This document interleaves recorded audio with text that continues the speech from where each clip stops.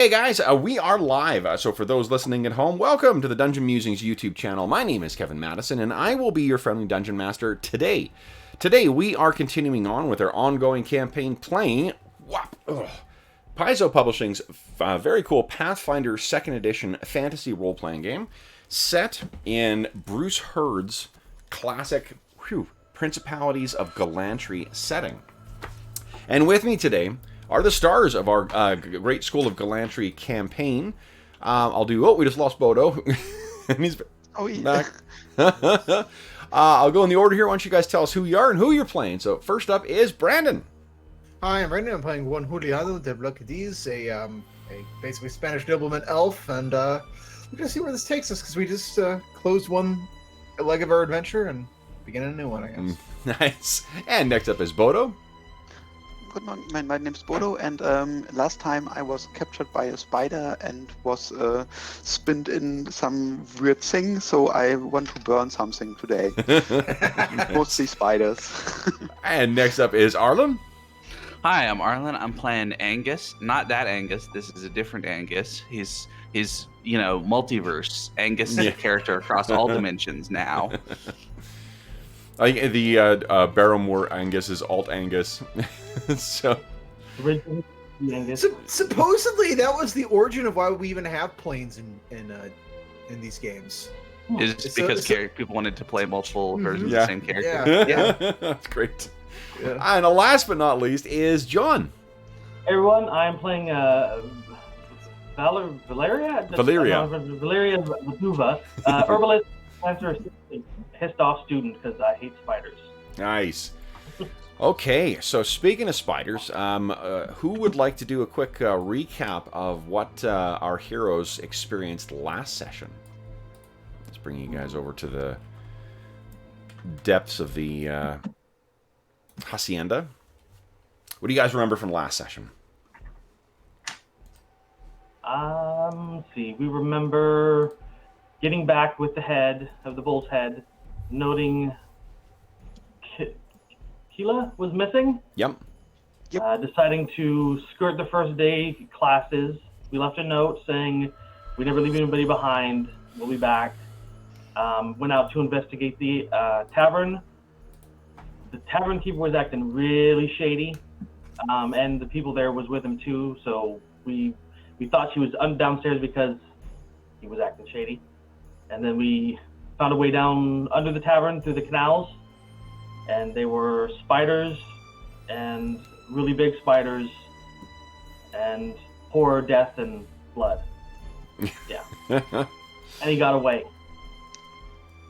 And then there was a banging on the trap door ahead of us, so there might be more of them coming at us. Yeah.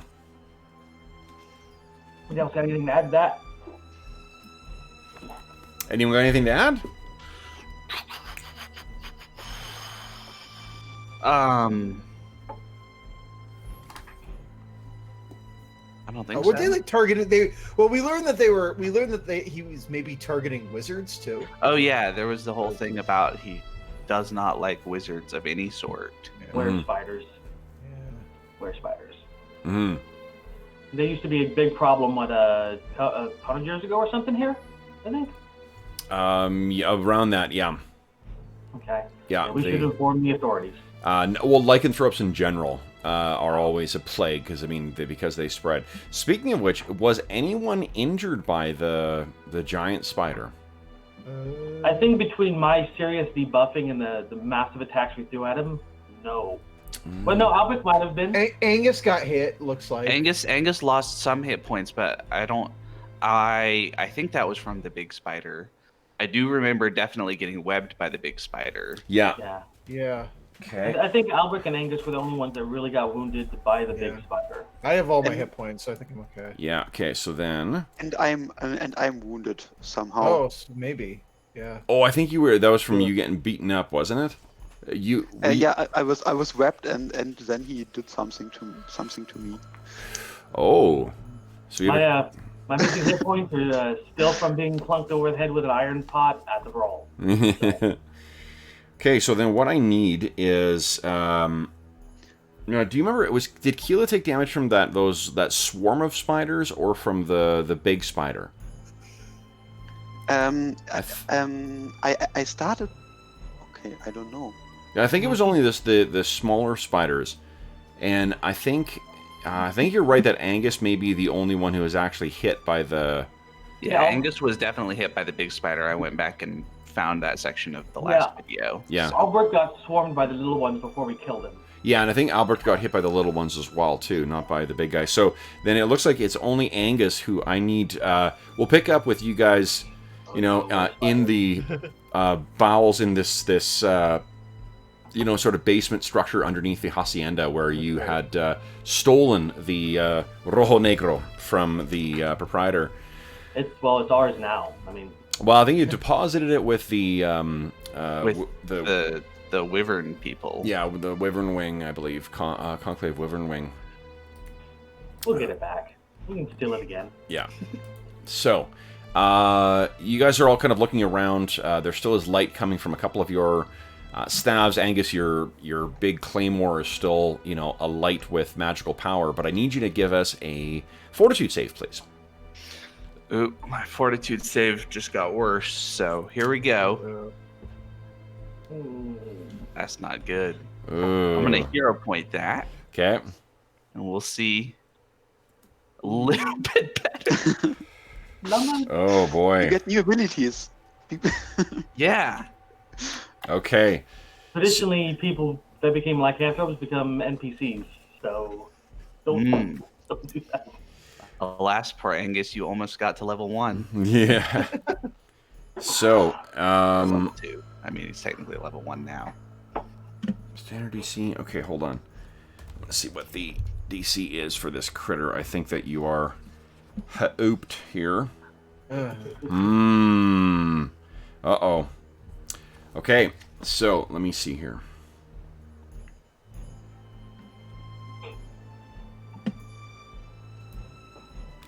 Okay. So Angus sort of you feel your legs kind of wobble, and you drop down to one knee. You guys can still hear the sound of clattering and banging from over in this direction. It definitely sounds like there is people who are spilling down into that secret room, and it sounds like there is a lot. I say we flee. Yes. Yeah, it seems like getting out of here. Somebody with strength more than 10, give Angus a hand. Okay. I think Albrecht. Yeah, Albrecht is. Albrecht will give you a hand. So everyone piles into the gondola, and you guys push off. And as you guys are pushing away, Albrecht says, "The lights! The lights!" And his goes out. Who are the other one? I had mine, I believe. Oh. I also had the tip of my staff glowing. Okay. I turn it off, or I don't end the spell. I just wrap it with a cloth real quick in my cloak. Okay. And Torgana have the... Let's see here. No, okay. All right. So the lights are out, and you guys all push the gondola out of the... let's see here. All right, so you guys push out, and towards that narrow kind of curved aperture at the far end. As you guys are going along, you can hear shouting from off in the darkness and then there are some lanterns and whatnot that begin to light down there. But you're, I think, so focused on getting out of there that you do not get a real good chance to get a look at who it was who was under there. Would you guys kindly give me, let's see, I think Valeria, would you give me a perception check, though, please? Absolutely. Okay. They definitely are speaking with a Moldavian accent. Why does it have to be my people that are the werewolf spiders? Yeah, I mean, our land is only, vampires and werewolves and... Well, Okay. it plays to the stereotypes. That annoys her. Yeah. So, you guys are, you successfully have escaped the, the basement of the hacienda. Once you're out into the streets of the canals of Glantri City. Where are you guys heading? And what sort of, like, what are we seeing here as your effort? Are you trying to be inconspicuous? You're still right underneath the hacienda. Seems like what we should do is kind of get away first, and then maybe there's a sort of circuitous route we could take back to the school to make sure that we're not pursued. Okay. Or we could take it, or we could. Is there? Ooh, there's law enforcement in Glantri City, isn't there? There is, yeah. Let's go make a report. In our last fight with the spider, I believe Angus critically hit him and cut a leg off. Is that right? Nope. Angus did critically hit, but I don't know about cutting a leg off. Because I remember saying something about taking something for proof. Do we still have that? No, I don't remember that. No, I remember that. What did you grab though? You got. It was. I thought he like lopped off a little bit of his leg because he critically hit him or something. I don't know. You took something. I don't remember what it was. Like it was a piece. Well, but of it might, something. right? It might, like, if he transforms, does the other part transform too? End up with like just a little bit of a finger or something, and say, "Oh, trust me, it used to be a spider." Gross. You did say something, and I don't remember what it was. Though. Yeah, just because my character wouldn't believe anybody unless they brought proof. So. Yeah. So you asked about there is a watch that is active in Glantri City. I think maybe we should let the professor know rather than the actual watchman, because how far this might be spreading, the watchman might be involved, or the low rankings, anyway. So let's let the professor know. They might have ways to deal with side effects of getting bit too. That's Okay. fair. All right. So you guys, let's do this. You're gonna try and flee from these guys. So let me see here. Not that.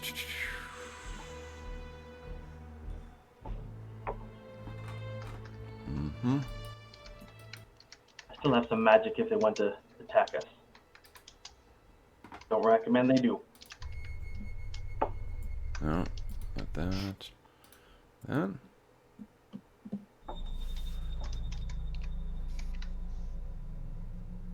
Nope.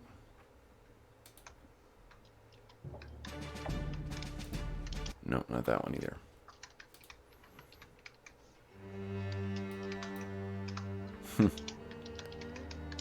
That's pretty good. Yeah. Okay. So, you guys are making your way through the streets. Now, what,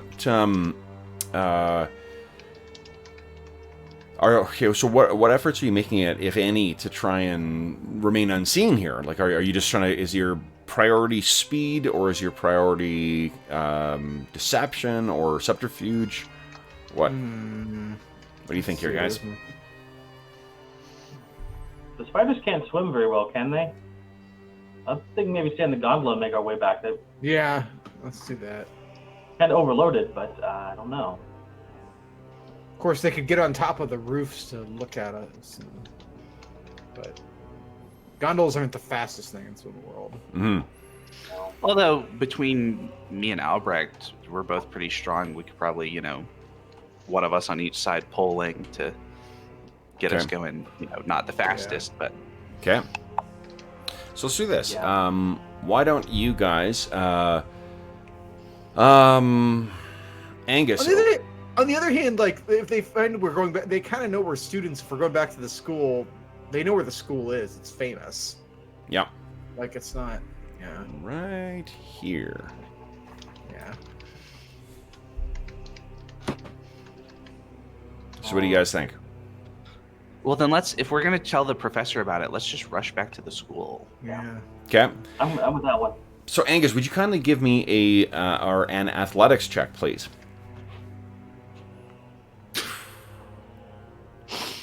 So you're going along and you're really getting, some good momentum going through. The thing is that in Glantri City, as you can likely see, gondola is pretty much the preferred mode of transportation. So you hit a certain point where you're trying So you get to a certain, turn in from one canal into another, and you're going way faster than what you really can afford the turn. And as you come out of there, there's another larger, longer gondola that is making its way along. Let's see, I'm going to get Angus. Would you kindly give me a reflex save? See if you can avoid this collision. Oh lord. 14. All right. Let me see here.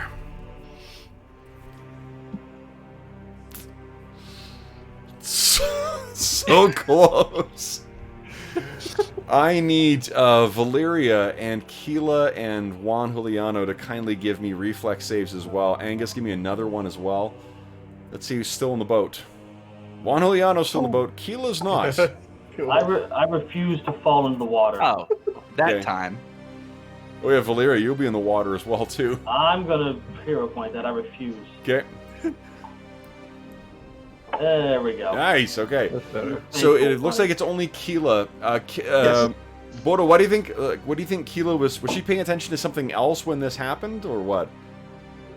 She saw some great flowers on the side, and she didn't. Yeah. She's like, oh, I didn't know those grow here. What? And sploosh, Exactly. you're into the water. So and then the so where she falls as well, from the way it collides, like you nearly miss this other one, and you sort of T-bone it, but on an angle. Keela goes flying over the side, and now the boats are sort of drifting together where Keela is. What are you guys doing? Oh. Can I try to dive? Yes, you can. Give me an athletics check. Athletics. Oh, that's. Oh, yeah. there you go. So she disappears beneath, and then the two boats kind of bump together. And you guys are like, what? Oh no! Keela! And then, what happens, Boto? Yeah, I'm. As she shouts Keela, I say on the other side of the boat, What is? Something happening? Valeria wrinkles her nose and is like, you know what's in that water, don't you? I like Everything. water. Everything. Flowers grow that. Yeah, the canals of Glantri City are not particularly lovely. They are cleaner than Venice, though, because, I mean, there are magical elementals who can, clean this area out more efficiently. So, dragging Keela's soaked form out from the canal and into the gondola, you now have a very angry gondola driver to deal with, guys. So he comes over. What do you think you're doing? You stupid Glantierman! I took a small swim. What's the I'm just matter? gonna sort of gesture to Juan Juliano and Valeria and be like, somebody else talk for me. My apologies. Who will it's, pay for this now? My gondola! the gondola- You is- fools. Can I do an investigation to see if there's any damage to it or something? Or is it Sure. obvious there's Craft, I think maybe. Well, no, give me Craft? investigate. That's fine. investigation. Where's investigation? Wait, is Uh, there an investigation check? There's or not is I it- think it's just investigation. Perception? Perception. Oh, Yeah. yeah, that's yeah. Oh, you got a decent. There's perception. Oh, there we go. Oh, it's up here. It's the. Click it. Yeah. Oh, there we go. Oh, yeah. Oh my god, you think they might be sinking? You're like, oh, what could be? Oh my god. Oh, my apologies, sir. I start digging around for money in my my pouches.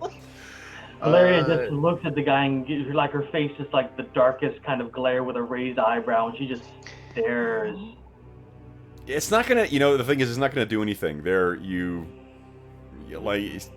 Pouting That's what you is would do. not an effective strategy. Well, hold on. Let's do this. Why don't you give me an intimidate check?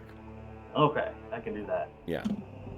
No, it But is she absolutely. pouting. he- She's totally pouting. He says, "Put that lip away, girl. Who will pay for this now? You? You students think you can go and do Let me see anything?" how much money I have. How do you know we're students? I have a sheet here somewhere that has money. How much money I have? Okay. I think he just assumes you are because you're all quite young and you're all, with the exception of Angus, you're all dressed like wizards. Yeah. If he didn't, I might have threatened him. physically. Mm. This is magic. So, Which, so what are you guys doing? He's getting. let's see what this. He starts hold calling on. out, police! Police! No, Police! no need for that. Okay, so I have 11 gold pieces and 8 silver. He looks. I'm gonna give him 5 gold pieces to see how this smooths things over. 5 gold. Huh. So he looks down at it, looks up at you guys. And the rest of you? I'll pull out a single gold piece and sort of toss it to him. Valeria just crosses her arms and just looks at him and then just turns her head and ignores that he's there. She doesn't do a damn thing. Okay. Where As an can I find my FYI, gold pieces? the police can do stuff, including throw you in the Tower of Size. Valeria would know this. He hit us. What's his word? Okay. That sounds like a sound where's my strategy. money? Where's my money? Oh, we get to fulfill. Yeah, it's on the Kevin's dream character of sheet. Lawyering in our fantasy RPG. Exactly. I'm just pulling towards Valeria's, what I perceive her Yeah. character is. That this guy's beneath her and he's trying to extort money out of her? Hell no. I will give him 3 gold. Okay. So he takes it from each of you, looks down at the money. Turns, watch where you are going. And stuffs the money away, and then gets his gondola moving again. You can't help but notice that the gondola seems to be moving with very little effort. I look at the 3, I'm like, you guys know you just got ripped off. I don't have enough money to get seriously ripped off. Yeah, exactly. All right. Now, let's see. Can I want to commit his face to my memory if possible. Absolutely, yeah. What distinguishing features does he have? Or... Okay. He will say he's got a fairly long face and he's got a bit of a mole on the one corner. All right. It looks like he's probably from the size of the gondola, it's probably he's a what do you call it? A stevedore of some kind, or part of a transporting goods throughout the city. You guys then finish getting the once you get your I guess just to see if there's any damage to your gondola. Guys, give me a flat D20 roll. Someone actually, Angus, I guess you're the one who's piloting. Yeah. Right. Give me a flat D20. Yeah. No. Yeah, no problem. Okay. No, high's good. Oh, okay. Oh, yeah. I'm annoyed at the way I've been rolling today. No. Remember, flat DCs are just like others where, like, the higher the DC is, the harder it is. So the higher your roll is, yeah, that's a terrific roll. There's actually, like, there's barely any damage. You could probably put this thing back where you guys took it from in the first place and no one would know any better. That's the other thing, is you guys are cruising around in a stolen gondola, too. So, that's another first way. So let's see if we can't pull it like we stole it. How close are we to the tower? Look at that. Nice. All right, you get a hero point for that line, too. That's great. Okay. So, then you, you get the gondola moving again, too, and you guys are able to easily navigate. Now that you got a hang for this, Angus, you're easily able to navigate it through some back alleys or back canals. You make your way past the big citadel, which you see right there. Past the... I think this is the Parliament here. And then, are you planning on going directly up to the school, or are you leaving this gondola somewhere else and then making your way to the school on foot? I'd say the latter. Okay, so you could probably ditch the gondola maybe somewhere in here, and then make your way around and across. This big open area here is called Alexanderplatz. Alexanderplatz is this massive, like, we know where your test was before. It would have been on Alexanderplatz, because it's mostly like a big black marble open square where people love to meet, and there's gardens and whatnot in there. Question: is there anybody near that area where we ditched the boat that I could perhaps pay to go return it for us? Probably, yeah. I mean, there's. This is something Villeray would do because we borrowed the boat, we didn't steal it. Okay. So we'll pay a silver piece to have somebody deliver it. Sure. Let's see. Silver enough for You were that? concerned about it. We got ripped off. Here, You- take you this. guys- you Take guys some money sent and take the boat. You gave him 10 gold for no damage boat. What's wrong with you? Gotta say your services. I'm gonna give some people money for a boat. Yeah, one silver would certainly be more than enough. Yeah. So. Better trust them. She's not a thief, unlike that gondola. So driver. give me a diplomacy check, Valeria. Let's see how it goes. So you hop out of the boat, and there are, some day laborers maybe in... what is that area you're in? Let's see. Let me get my old map out. Carefully. Come on, roll 20. Alrighty then. Because this map is older than you, Arlen. Older than the Challenger explosion? It is. I think it is, actually. When is the Challenger explosion? 86? 86, January. Yeah, so this is older, because I think this is 83. It's older than the Challenger explosion. Wow. Yeah. Oh, so this is the Mercantile District. You actually might want to leave it...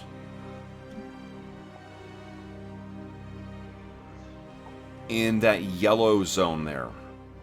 Okay. Down there. I mean, it doesn't really make a difference for now, but the yellow area is... what do you call it? In the merchants... Well, The merchant quarter is probably a little busier. Oh, entertainers quarter is the bottom of the yellow one. And so, like, actors and musicians would be happy to take money for, a quick task like that. And a diplomacy check. So what do we see as Valeria convinces some juggler or something like that? That's a good question. She looks at, she's trying to find somebody who looks like they could use a meal, and she knows it's going to be a quick trip for whoever does it, and Silver Piece will buy decent food. Yeah. We'll say, excuse me, and she looks him up, good sir. I have this boat I need delivered for a friend later this afternoon, and I was wondering if you would do it for a shiny gold silver piece. He kind of looks at you up and down. Of course. Where am I delivering it? And he hops up from the ground. Near the Rojo Negro. The Rojo Negro. The hacienda. Yeah, I don't know. Oh, the hacienda. Yes. Okay.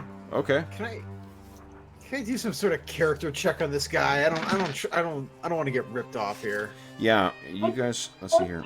I don't trust. Yeah, and that's in the West Side Quarter. It used to be the Nobles Quarter, but it's sketchy. So the West Side Quarter is the brown one over here, guys. That's where the hacienda is. Oh. This is the entertainers quarter. This is the merchant quarter. In case I'm going to give him 2 silver pieces, because that's kind of a long trip. This is the noble quarter. And this here is the port quarter. And then up here is the middle class quarter. Now, clever mathematicians among you may say, why are there 6 quarters?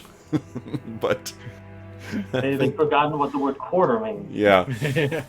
Well, But it's another of those, we use it in 2 ways, right? Absolutely, Quarter as in a fourth, yeah. and quarter as in to stay somewhere. yeah. So What are somebody's horses? yeah, so they could so there's this guy okay, so who's judging? Juan Juliano wanted to. Yeah, I wanna try. Give me an hold on. Let's see here. A thievery check. Yeah. Yeah, I think unless you've got a feat that gives you something else, I think perception is what you're looking for. Okay. Because there's certain feats that allow you to use other skills for it.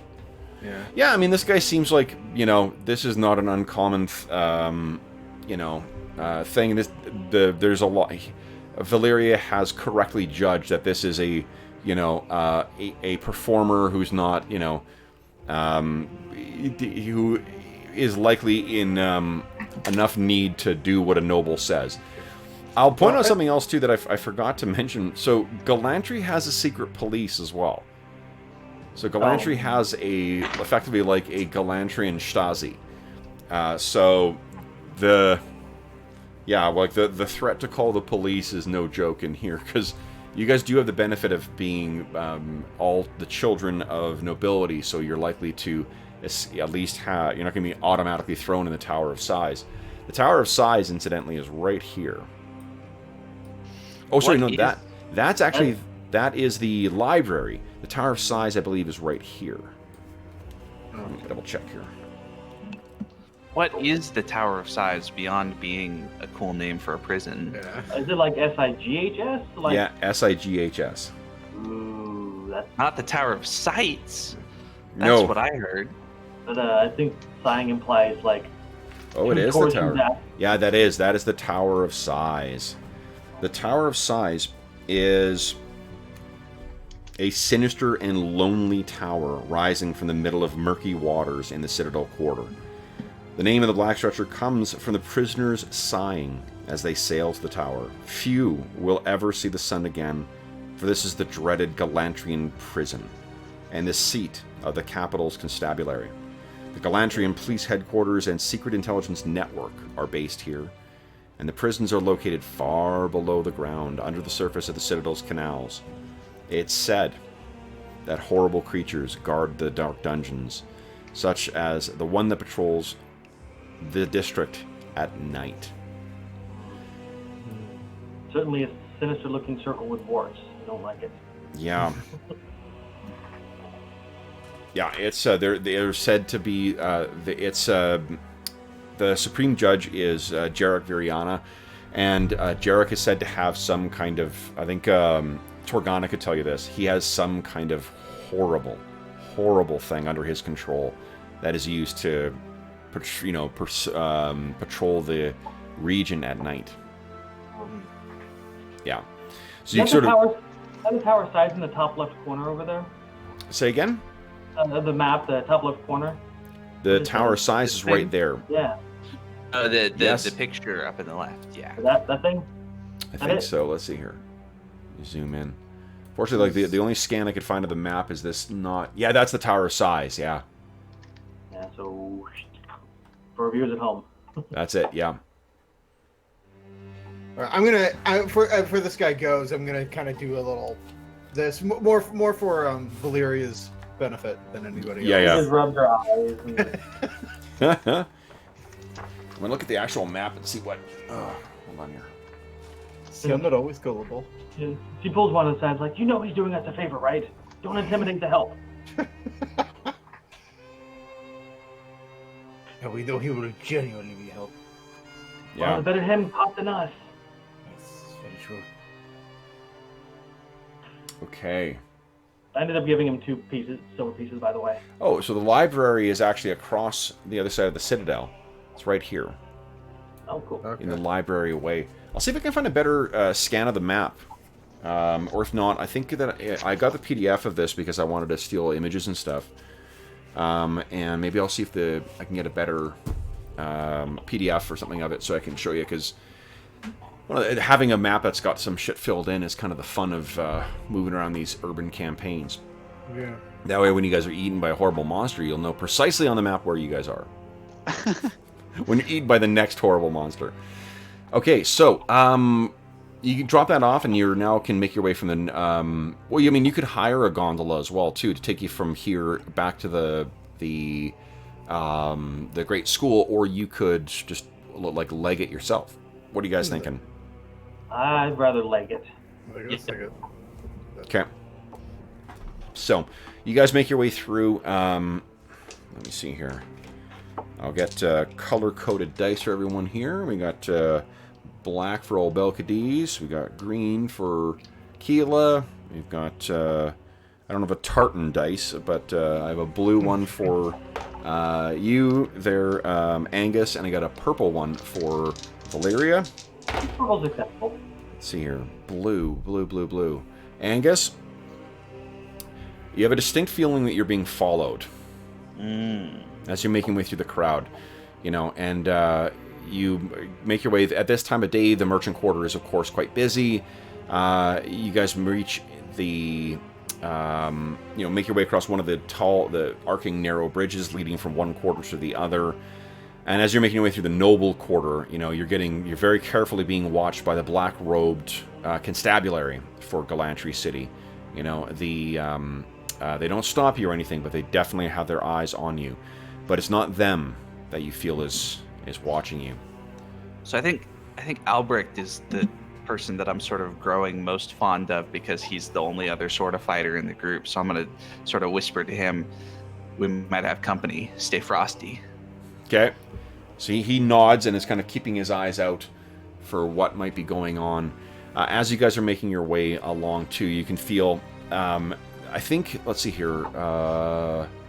Keela maybe not so much because your forest homes have lots of tall trees. Erewhon itself has some of the massive trees imported from Alfheim. So it would be a very tall thing. But the rest of you guys don't really come from quite claustrophobic, or quite the claustrophobic environments that you guys have. You likely come from some kind of small estate or something like that, Valeria. So it's even though your home, the building may be big, the 4 and 5 story buildings here set narrow against each other with the tall spires and such. It's a very claustrophobic environment, and you can feel eyes coming at you from the balconies, from the from the roofs even, and maybe from the streets too. It's hard to say. If these things have access to magic as well too, good God, who knows what they might be able to do. However, once you get to Alexanderplatz and start making your way across the area, you start feeling... You would think you'd feel better. You know, like there's more space, it's more open. But I think you feel, Angus in particular, and once you've mentioned it, Keela, you start feeling this as well too. You feel very exposed. So when you're crossing those big open areas, you can't help but think of, like, everyone can see me, everyone is watching me. But you finally cross it and make your way into the gate leading into the great school. And so Angus, just before we get into the great school, Angus is considering that we may be followed by people from the hacienda. We may also have pissed somebody off at the school, and we could be essentially walking into a bit of a browbeating. Yeah. Since we're, it would be pretty easy to send a familiar to just fly along behind us. Yeah. Maybe you got a spell, so some scrying spell or something like this. Mm-hmm. So, what was the plan in getting back? I think, like, at this point, you're all relatively young kids, so you've been kind of focused on getting away from this horrible thing. But now you get back, and I guess with the towering campus for the great school, before you are thinking, like, oh, fuck, like, we were supposed to be at classes this morning. We slipped out. So what are you guys thinking here? Valeria hopes that the note they wrote will help ease that, but with the news they have to share now, they're probably going to take a browbeating by the professor and then get to explain what happened. So they're probably going to get some demerits or something. Okay. Let's just act like nothing is amiss. You just have to own it. Yeah, we'll just go to the afternoon class and show up, and if nobody says anything... Oh, they're going to say something. If we don't hear anything, then it's okay. It's not going to all go away, Angus. Maybe we should tell them about the spiders. Oh, I'm telling them about the spiders. Yeah. Okay. But we should tell our professor, not anybody else. So I'm checking one thing here, guys.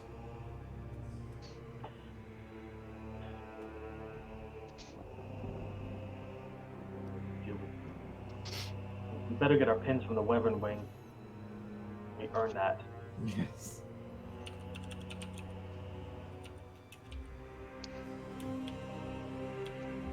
We need to make up a spider emblem too. So I'm trying to see what color the the robes are here. Now that I've got all the or most of the one-shot sessions out of the way for the time being, I'm going to try and dive into these things and really give the Glantri Gazetteer a good read over again, top to bottom, to really flesh out this campaign. Well, as we approach the school, Valeria's going to start doing some prestidigitation to start cleaning off her robes and getting herself presentable. Yeah. Because, yeah. Okay. Kila might want to do the same.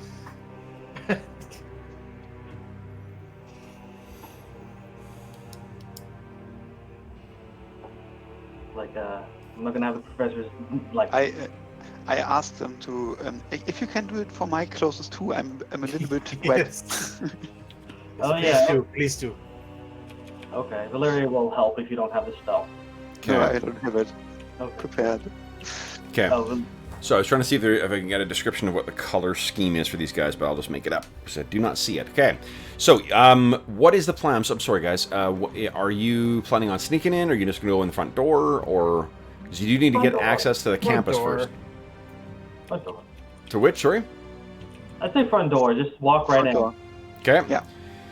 So you guys walk towards it, and as you reach the front door, you can hear this. There's there's a gate that secures the front door, and on either side of the gate there are suits of armor, both with large halberds, and there doesn't appear to be anyone in there, and the the heads of both of the suits of armor kind of and turn towards you guys, and you hear this sort of like magical toning, and a voice says, "State your business at the school." We are students. The Flinders reporting for classes. Yes. You are students. Yes. Yes. Yes. Yes. Then- Play Flinders, new class. Present your identification. Identification? Identification. Do we have that? Yeah. Where do we get that? We are the first class, so So the you hear this sort of testy voice from the far side of the gate that says, "If you'd attended your classes, you'd have your identification." And if we had attended our classes, we'd be down a member because she'd be dead. And what steps out is, of course, Heinrich Eisenfaust. Yeah. And he says, "Would your classmate be in trouble had you not placed her in trouble?" Maybe. Oh no! That's a fair point. No answers now, hey? I can't get my voice to do a German accent, so you're going to stick with Scottish right now. Sorry. And in my head, I'm like, this ain't German. Keep shifting, keep shifting. Nope. It's going to be Scottish. Valeria puts her hands on her hips and looks at him, but she doesn't openly defy him. She's like, when there's two bad decisions to make, you have to pick one. And we chose the one that saved a life. Tell me, is the tactical decision to place yourself where there are two bad decisions not itself a bad decision? She narrows her eyes just slightly and says, "I'm sure there's instances where you've had to choose between pride and humiliation." I chose better. In fairness, it was objectively unreasonable to suspect that we were putting our friend in danger when we did this, so it's not... Yeah. He We didn't exactly expect a spider nest. snaps, Spider-Man, and there's that's this what- intoning, doom, and the both of the suits of armor kind of stand back at attention, and the gate begins to roll up, and he's just standing there glaring at you guys. And again, like, I think, Valeria, you probably still have like an inch or two on him. He's a very small man, but he's just boiling with angry energy. She does not lord that over him by any means because, yeah. So he's just staring at you guys. And, I mean, the most withering gaze appears to be for Albrecht of anyone, right? So they all go in, and he kind of, as Albrecht walks by, and he looks at you. He says, "Do elves not know how to navigate boats?" You get the boats. You, Keela? Keela, you know you can, elf. You don't need to swim everywhere. Yes, but I'm like a flowers. On some days I need water to grow better. He shakes his head. I was wrapped. We killed a spider. And I was wrapped in spider web. What spider? Oh, we're spilling our guts to spider? the guy I don't trust. This is not good. Valeria sighs and looks over and says, "We found a nest of were spiders where the Rojo Negro was, and it almost killed us, and we almost killed it." The hacienda. What? He kidnapped me, so they rescued me. So yeah, he was very mean guy who wrapped me up and Were spiders. tortured me. Quiet! With small spiders. All of you, one at a time. You, and he points his little finger at you, Valeria. What do you mean, a spider? It turns out that the owner of the hacienda was a were spider, and all the Boldavians in there were his subjects, and he was kidnapping people and eating Boldavians. them. The hacienda is run by his kind. What do you Not mean? Boldavians Not anymore. One at a time. Yeah, there were Boldavians in there, and they're shady. And I saw the were spider with my own eyes and drove it off into the sewer. And I give a description of it. One of you others. One speak. Valeria misspoke. I drove the were spider off. Valeria attempted to finish it off. Go ahead. Is this true? Yes, I was wrapped and captured and tortured. That concerns me not. The spinner. A spider concerns me. You, your kind. What happened to the owner? He was the owner. He's talking to you, Von Juliano. We do not know. There appears to have been some change of management. For the worse, I must say. Go to your room. Your conclave mentor will come to see you. And as you guys are sort of filing out of the courtyard, you see he turns, he sort of walks and in a bit of, like, he's always kind of in an angry, agitated huff anyway, but he seems to be in even more of one at this point too. He gestures and the gate kind of falls down in a clank, and he heads off. So you guys sort of make your way up to the towards the tower where your residences are, and as you get there, the door to your room is open. Do we leave this open? No, do not. Going to. Okay. Angus, be the big strapping man and go in first. I'm gonna draw my rapier. Okay. Angus, what are you doing? I'm gonna step inside. Okay. So Wait. I'm gonna detect magic and then step inside. okay. So you detect magic, and you can see that there is some kind of inscription on the floor. Now that is casting illusion magic, or it seems to be infused with illusion magic. You can't quite make out what it is yet. Well, then I'm gonna walk over to it. Okay. So walk over to it and leave me a sec here. The Okay. illusion of an open door. Yeah, it's trying to get you to walk into the door. Thunk. Our illusory doubles aren't still operating, are they? They are not, no. I think you guys chose to not activate those the second time. Yeah, we turned them off and left a note. Yeah. Yes. Okay.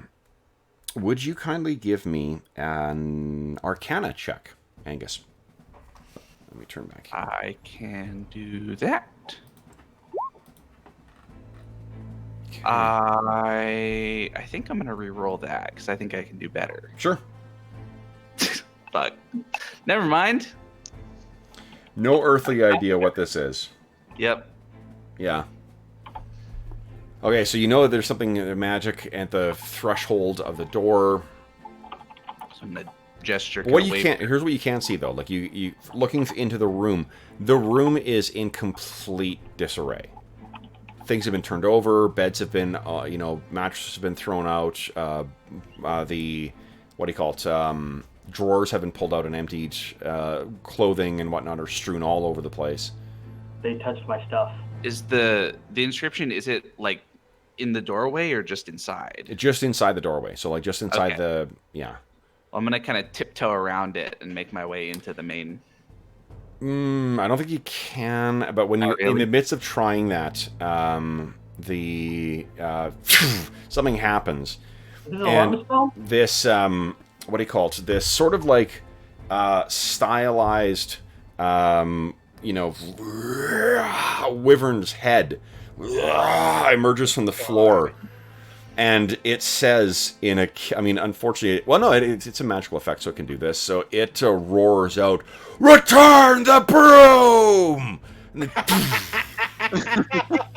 it dissipates into a magical kind of dust. No. Never. Yeah, I'm picturing, knowing Colin, I'm picturing Toragana just standing there holding the broom and, Yeah. Closer you are. It's hers now. Okay. All right. So then, what you guys are now, able to stand in the room. You make your way in, and you're looking around at the what do you call it? You're looking at the kind of stuff on the ground, trying to figure out where and everyone's stuff has sort of unfortunately been mixed together with everyone else's. Maria starts walking over, cleaning. finding her stuff and like picking up things that aren't hers and flicking them away. And Yeah. Me too.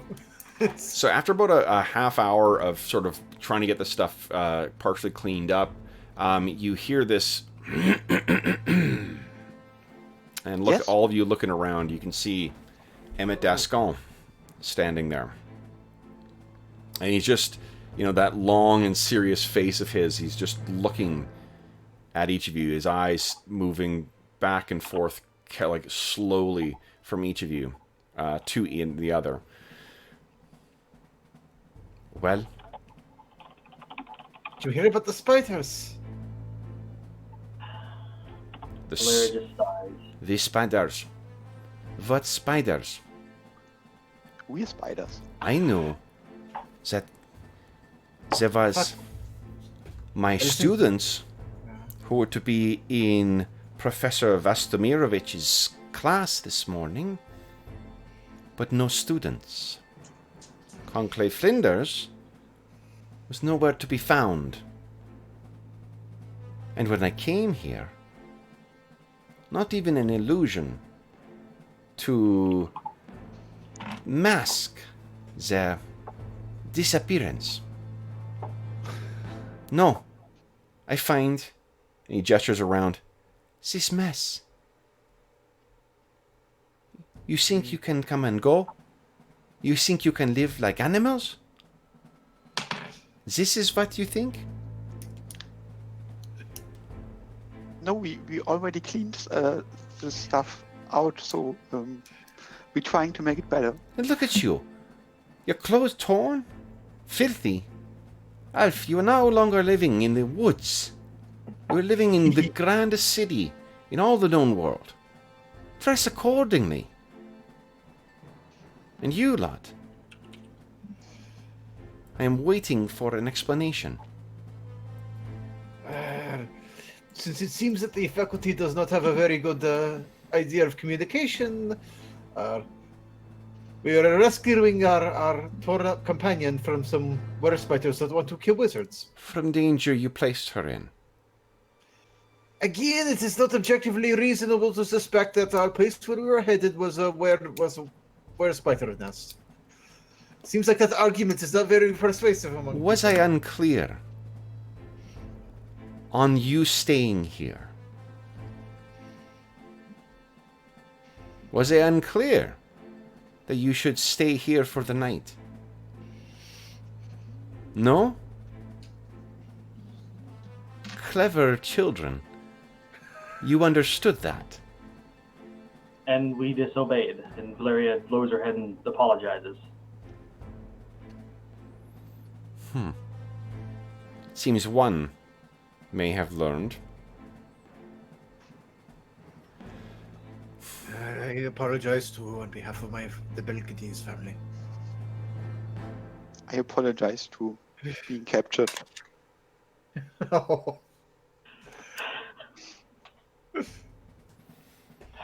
You can feel the weight of his eyes on you, Angus.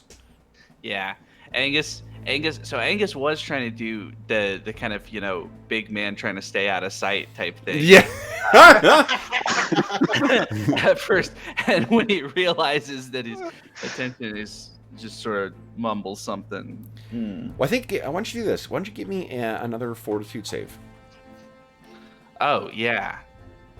Oh, that's probably what I was doing while everybody was cleaning up. I was starting to try to do like poison or disease resist whatever the spell, not spell, the medicine task is. And there we go. That's and that one, and I used my hero point. So what happens is Angus is I think Angus you're you know you're doing what you said. You're trying to keep yourself to yourself, you know, keep yourself away, and you look down. And I can't remember where I described the bite happening, but we'll say it's on somewhere on like near the arm. And you look down, and you remember that bristly stuff that came out of that guy, that was coming out of that guy's face, right in the middle of your hand. There is now a bristle, some kind of tough thing, and you look down, and you touch it for a second, and there's pain that hits you, and you kind of. And he collapsed down, and as soon as that happens, you know, you hear this thump as this, you know, enormous man hits the ground. Dascon is in motion almost immediately. He's like, "Go! What happened to him?" He goes racing over. "Rest his head. Get him over. Get him over." Valeria, with her training, does that immediately. Okay. He says, I believe he was bitten by the were-spider. Okay, so Angus, you're only out for just it's like lightheadedness. You don't fully pass out. As soon as you hit the ground, you're just like, how the fuck did I get down here? And everyone's kind of swarming around you. And Dascon looks at him, and then he gestures, and give me a sec here, I want to see something. There you go.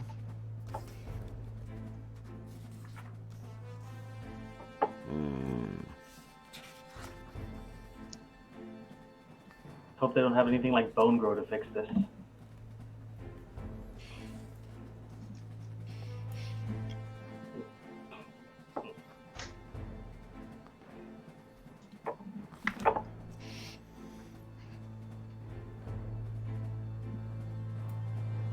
Interlude music. Yeah. So I think what he does. Yeah, he actually doesn't have a spell that will be of assistance here. He looks down and he says, "What happened to him?" He was one of the few that were wounded in the fight with the were-spider. I believe it bit him. A what? What do you mean? Oh, so the angry man didn't tell you. Yes, that's what the communication is very good here. There was a nest of lycanthropes, the were-spiders, that I think he called them the spinners, that had kidnapped Keela, and we had to rescue her. What? And he was bit? Angus at this point sort of groans, "Feast day, Saint Biarma, Toragana, tell him. Yeah. So he looks over at Toragana, and Toragana kind of shrugs. And he looks down at you, and he says, he must be seen if he has taken the curse, and there's nothing we can do. He's beyond our magics. Early yet. I mean, certainly he can't be lost. Not yet. I would have thought that you, Valeria, would know, or you, Ms. Viduva, would know well the fate of those who take the moon curse. Well, I do. I didn't know he had it. I kept my distance. He shakes his head and says, "The shepherds of Rad are his only hope at this moment. Help him up.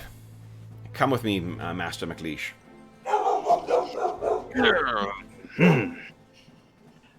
I'm okay. I'm better. I'm not better. Nope. One second. I'm going to find out what Emmy's barking at. Yep. I'll be right back.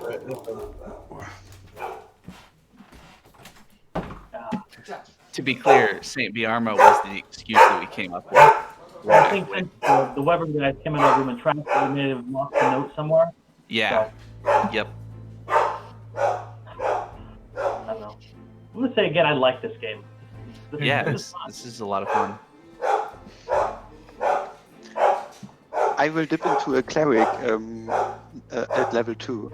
Someone else wanted that? Not me. Okay. I'm dipping rogue level 2. Okay. Angus in the other campaign is a fighter. Angus in this campaign is a little sneakier. I'll have to think on Valeria. Yeah.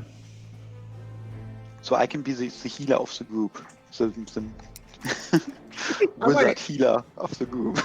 I mean, technically, like my character's. I mean, it has some rapier abilities, and I thought maybe about going in that direction too. Ranger. That could work. Yeah. I don't know. I have to see what stats that I could do. I think my character's probably would only be able to do, I don't know, a druid or a cleric based on stat requirements. Oh, sorry about that, guys. Some kids doing a bottle drive. I think Emmy traumatized them all. So sorry, we were Angus.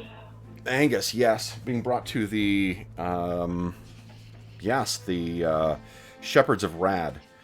So you were brought across down from your tower and then across the courtyard towards a small small temple that is across the way, and it doesn't have the kind of crazy accoutrements that you would expect from. Here we go. That you expect from a religious institution. It has very, to be honest, more like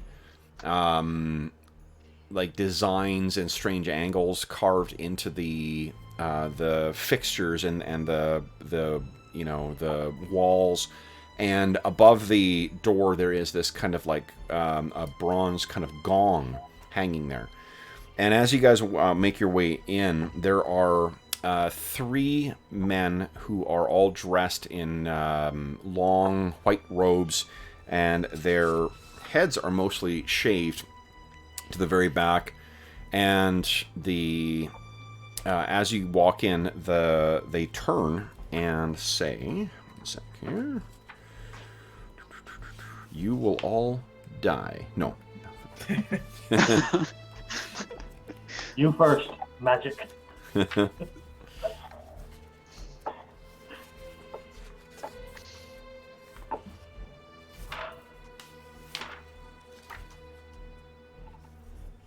There's a curse that follows Angus.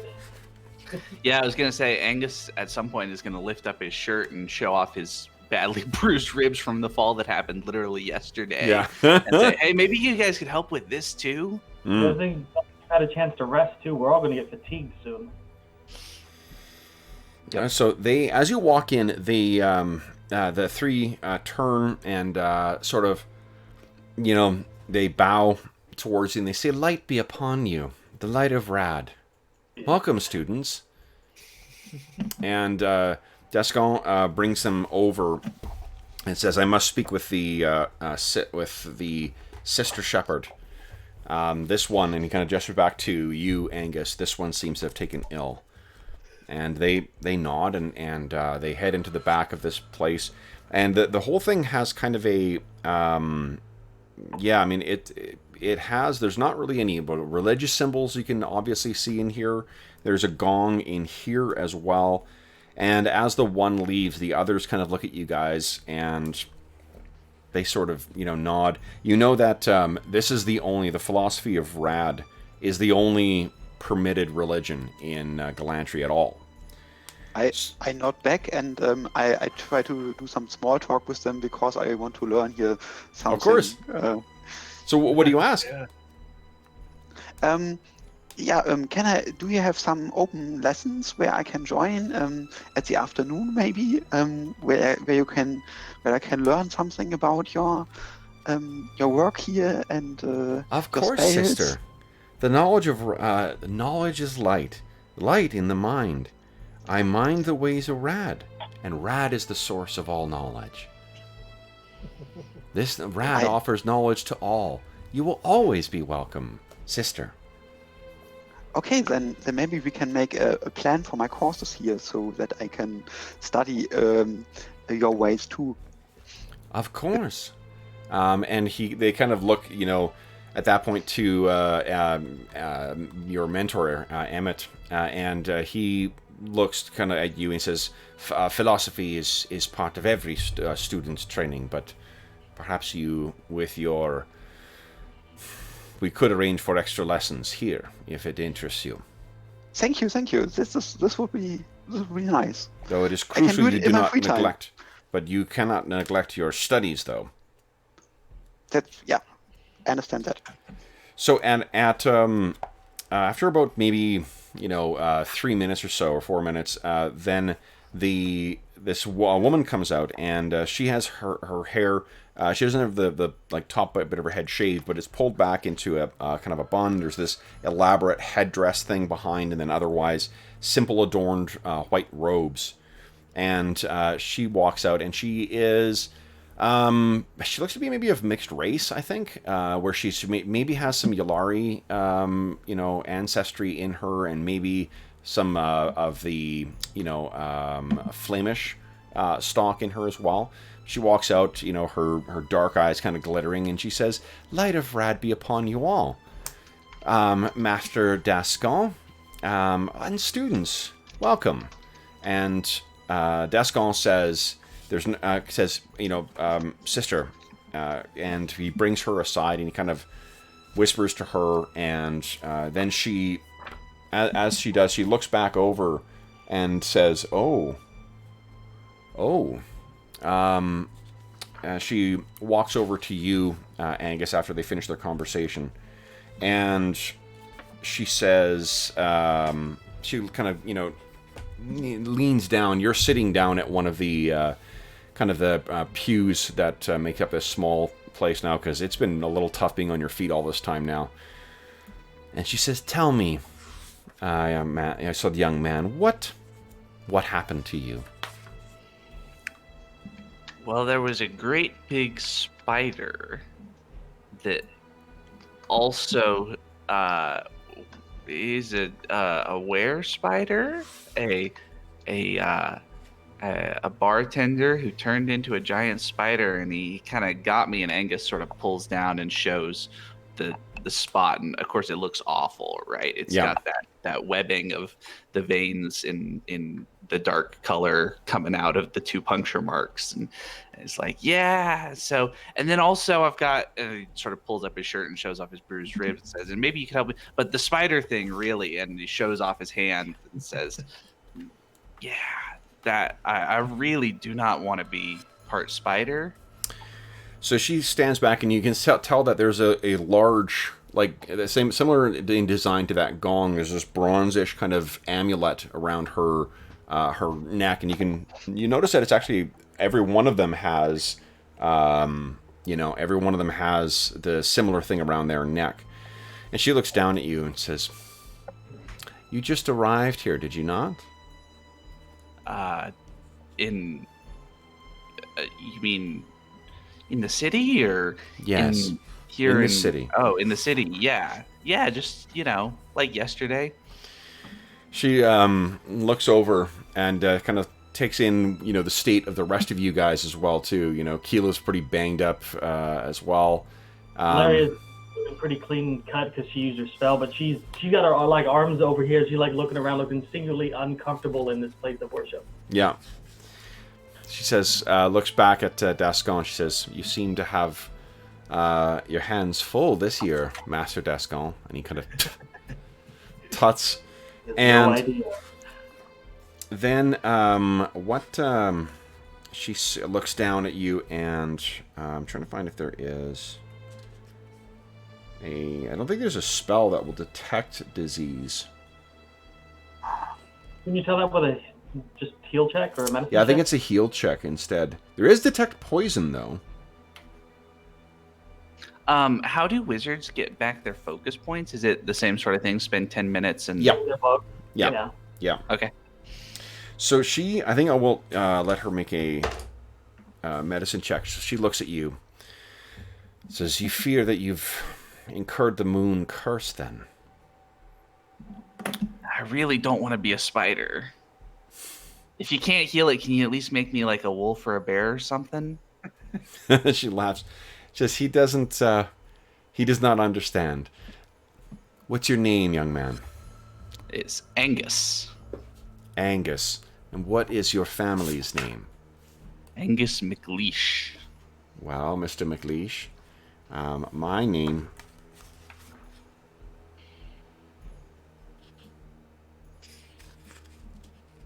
I'm going to decide here.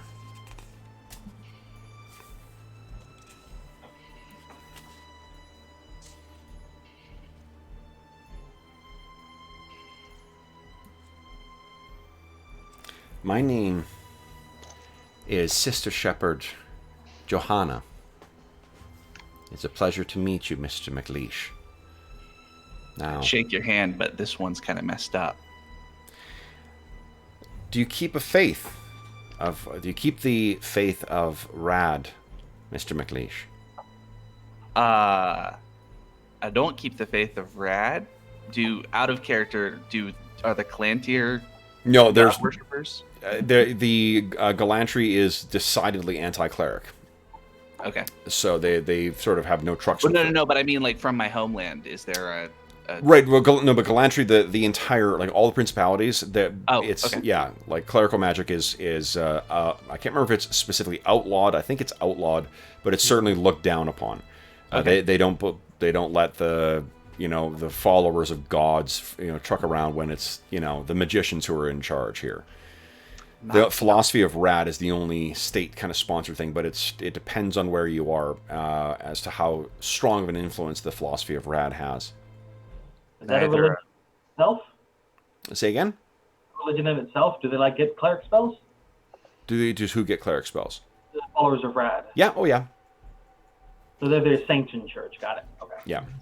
Neither a believer nor a philosopher, ma'am. Good answer. Then, allow me to show you the power of the light of Rad. And she puts her hands out and waits for you to take them.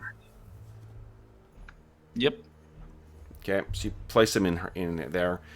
She begins slowly chanting again. Knowledge is light. Light in the mind. I mind the ways of Rad. Rad is the source of knowledge. Magic is life. Life is a spiral. I spiral to Rad. Rad is the source of magic.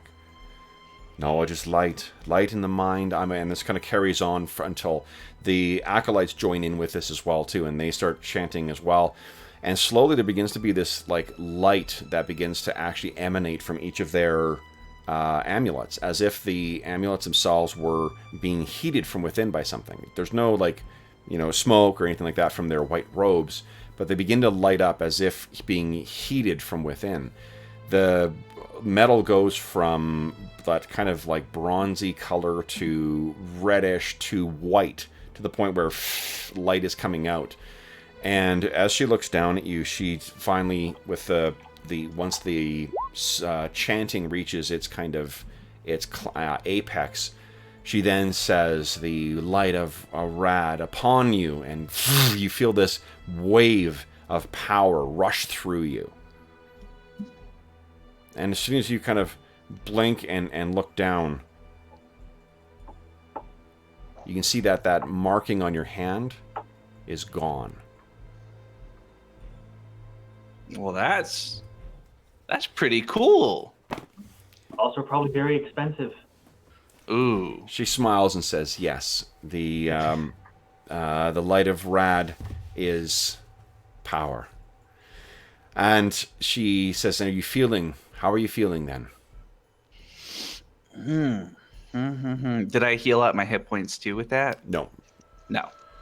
Well, I'm still a little like, got this kind of crick in my neck, and I think So she looks over. She looks over at still. So she looks over at Master Descon, and Master Descon goes. And she says, "It appears that your master would see you learn a lesson from those bruises. I trust that a clever boy like you will learn those lessons. Hey, Mr. McLeish." I know a thing or two about medicine, so maybe, right? That's what all of us who can't do the whole rad is light thing, that's what we have to do. So. She looks over at Master McLeish. Is he simple? And he shakes his head. Valeria makes a snide comment that may be audible, like, for a wizard. So Master McLeish says that will be all, Sister Shepherd. Thank you. And as you guys are leaving, go ahead. Before she goes, I'd like to stop and say, is it matter of question? Do all the acolytes here have to shave their head like you? And she looks over. Well, her head is not shaved. Oh, hers is not shaved. No. The men, some of the men seem to. But the women are not? There's only one woman you met. I think you... Give me a religion check. Let's see what you know about... Alright, let's see what we got here.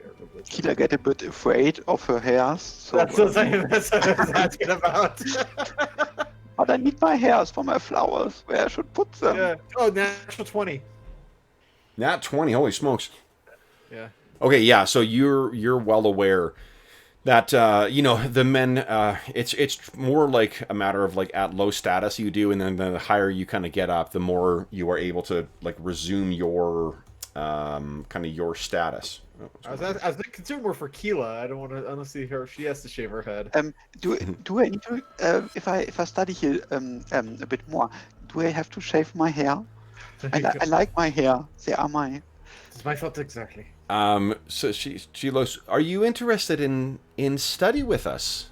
Yes. I'm really. But I need my hair for my flowers. You need your hair. I like flowers. Well, young lady, the priorities that you must...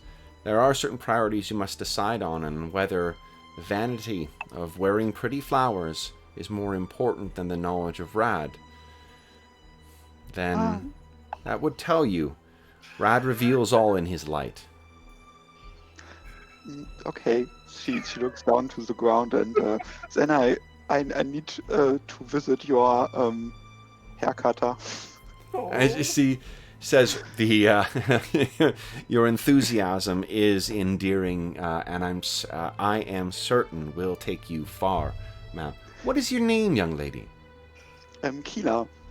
Well, Keela. Keela Irawan. Keela Irawan. Well met. I am Sister Shepherd Johanna. You will be welcome at our I'm trying to think. It's not a... They wouldn't call it a church because it's a philosophy. Our Stoa. Stoa, yeah. Sure. You'll be welcome at our Stoa. At your... when you have time from your studies. I will make the time. I will make the time in my free time. I look forward to getting to know you and having you learn more of the light of Rad. Good day, Keela. Valeria is going to go up to her after Keela's done with her and thank her for saving the life of our less than thankful wizard. Oh, of course, young lady. And what is your name? I'm Valeria Vaduva. Ah. Valeria looks really uncomfortable being in this place. Miss Vaduva, it is a pleasure to meet your acquaintance. I am Sister Shepherd Johanna. I look forward to getting to know you and sharing the light of Rad with you. Yeah, you share away, yes. She's like eyeballing the door. The light, so those who are not exposed to the light often find the unfamiliar, uncomfortable, but you would agree once you see something in the light, it is easier to come to terms with the things we find unfamiliar to us. Indeed. She nods her head in that half like, yeah, I hear you, but I want to get that out of here. She kind of laughs and looks over at Master Descon, and she says, "This one is suspicious." And Master Descon says, "She's from Moldavia." Yeah.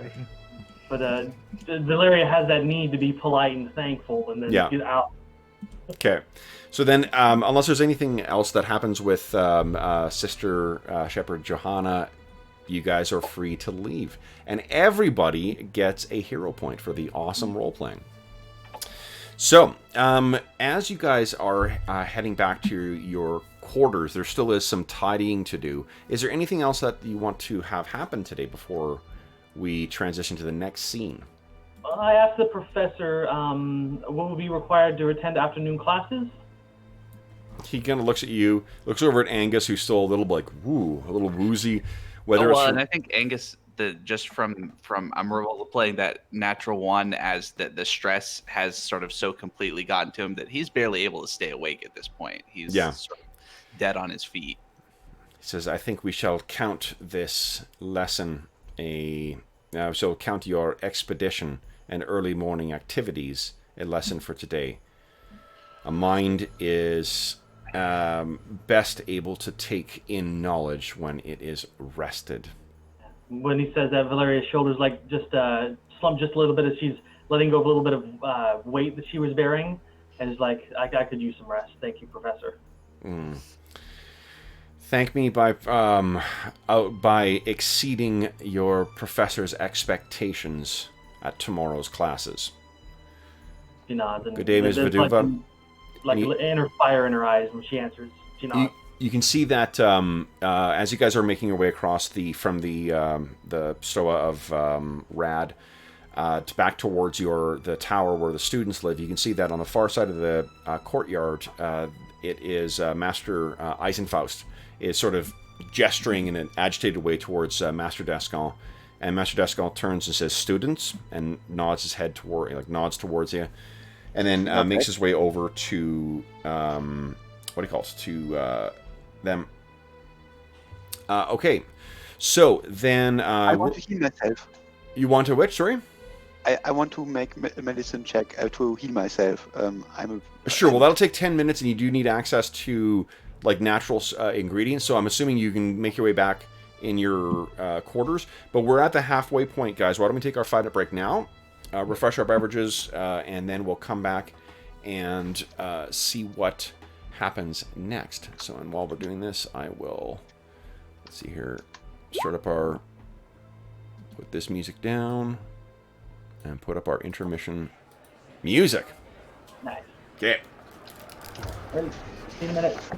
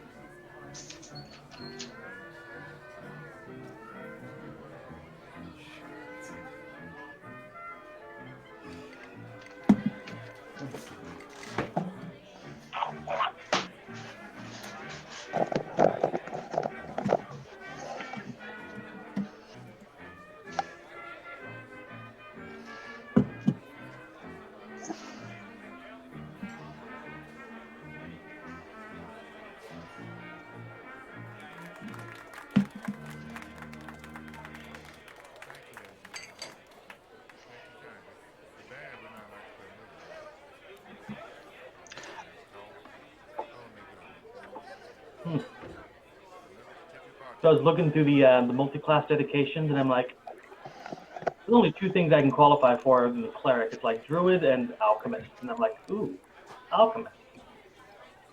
I thought you already were an alchemist. Actually. No, I'm a wizard, of course, Okay. but I do have the ability to craft some stuff. But alchemist would further expand on it, and I'm like, yeah, I'll pick that one. Cool, then I'm the healer, then we have a fighter and alchemist.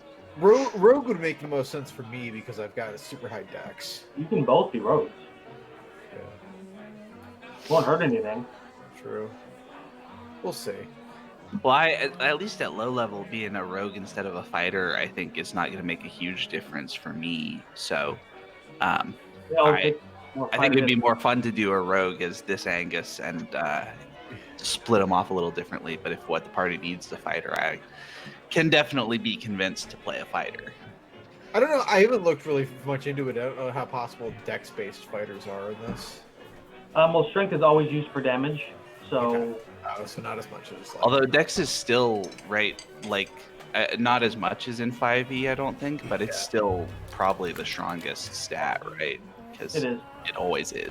Okay. You can carry your stuff. Yep.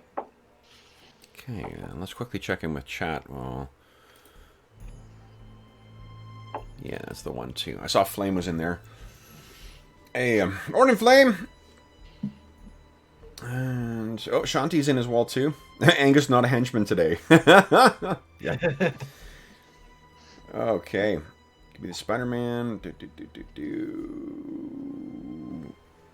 Yes, I agree with the music being fitting for Fallout. For a gravitational sorcerer. What's supposed to be nice for a gravitational sorcerer? I mean, a lot of force spells. So things like Tensor's Floating Disc or Floating Disc in Pathfinder 2, Magic Missile, Shield, Magic or Mage Armor, the Big Beast or the Fists. I can't remember what they're called in Pathfinder, but those Big Beast fist things. Levitate. The elemental bloodline might be pretty good because other than fire, they all deal bludgeoning damage. Mm. So you. Oh, telekinetic force, or telekinetic projectile, that cantrip, the new cantrip. That'd be really That good. can do all damage types. Also, all melee damage types. Piercing, slashing, bludgeoning. Yeah. So, that's off the top of my head, that's my 2 cents. Alright. So, let me just finish chewing this almond. Sorry, guys. Alright, now. You guys head back to your quarters. It appears that you've had a message from before. I mean, not a new one, but that illusion appears to have been a clear message from your rival conclave. What do you guys make of that? Rival's a strong word. Yeah. We need our stitches. To our uniform. Yeah. Yes. Well, Valeria is actually fairly skilled with crafting, so she can try and help mend stuff if you like. Yes.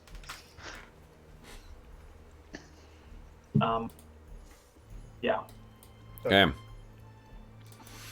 So, what happens in the evening?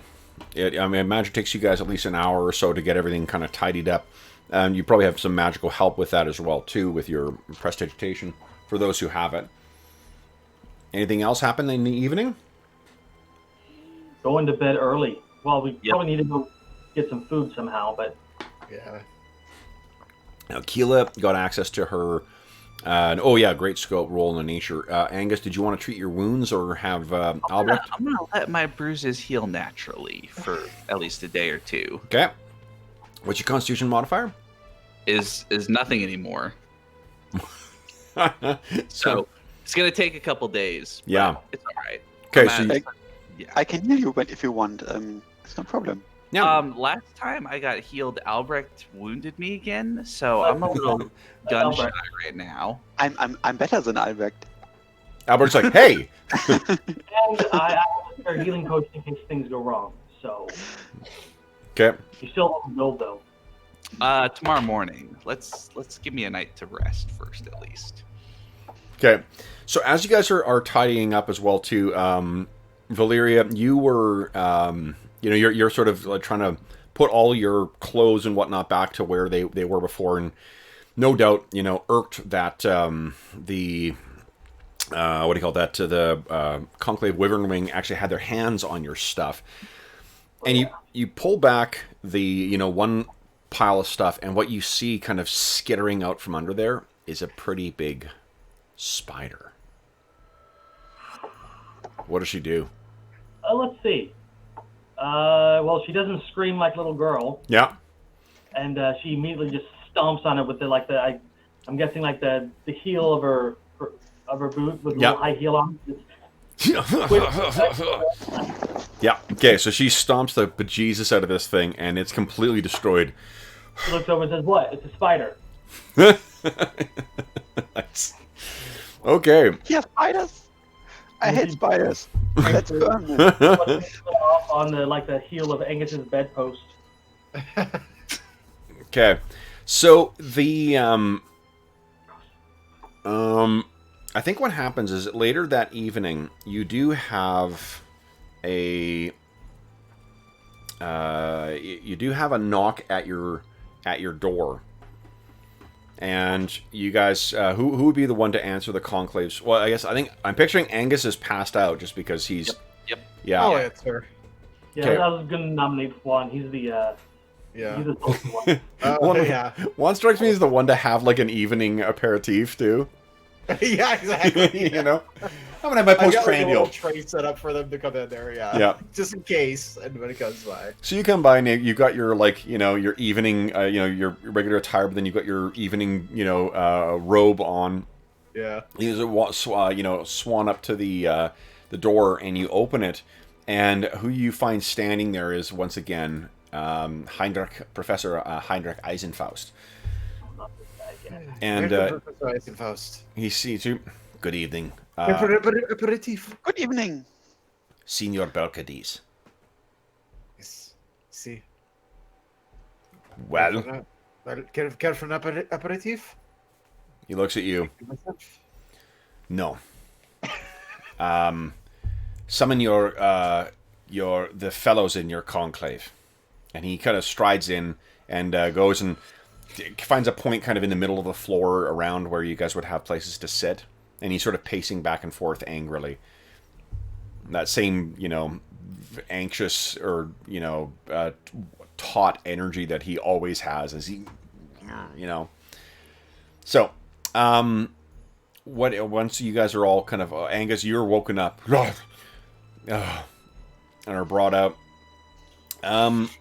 Heinrich says once you guys are all sat down, he says, so, it appears that your actions uncovered something that could have been a dire threat for Glantri City. Which of you have heard of the Brotherhood of the Moon? Is that the cultism? You guys can, let's see here. Yeah, I think occultism. Valeria tilts her head and thinks. Mm-hmm.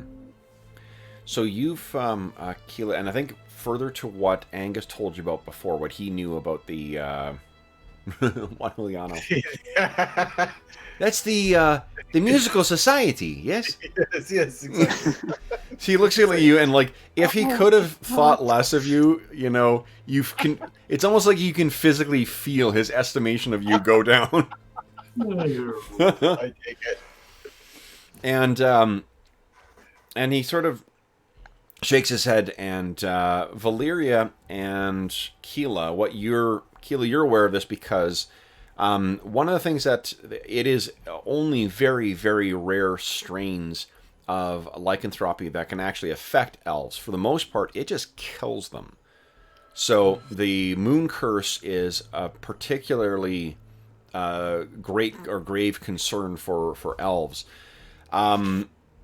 You know that it's rumored that there is a well, I think, Valeria, what you know is the same thing too. You know that there is a cult of followers, basically, that try and, those who are afflicted with the moon curse and have mastered some degree of control over it, who are either trying to spread it secretly or trying to, seize places of control to protect their kind and help spread the curse.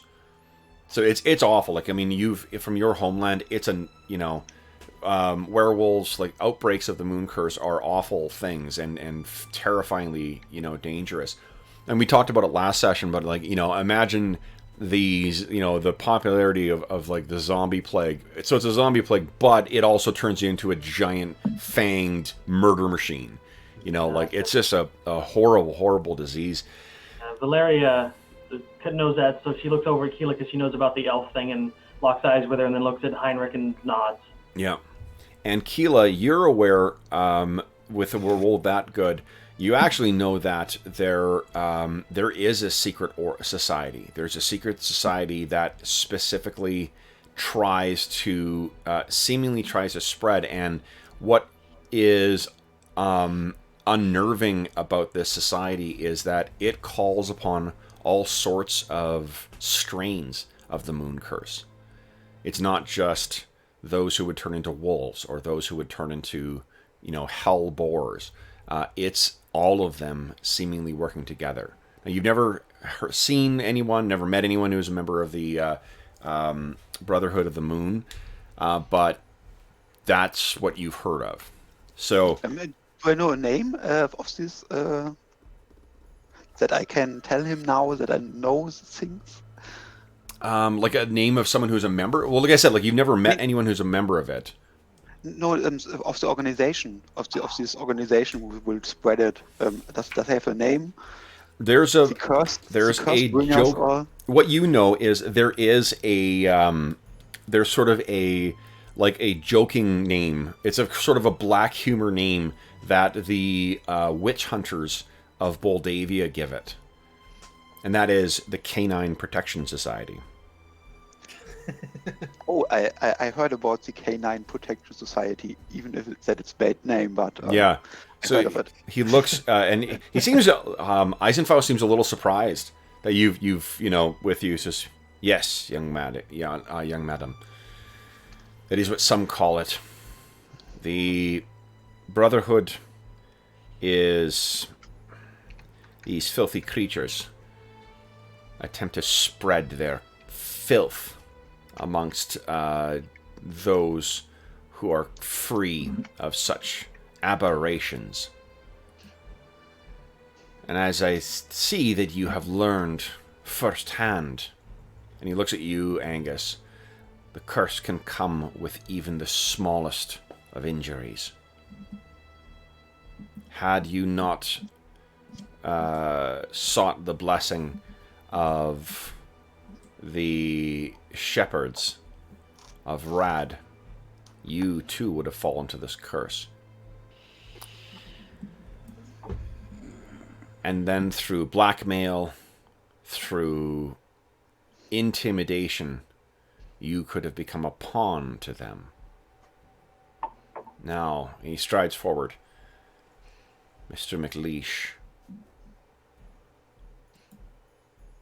tell me how you came to be injured.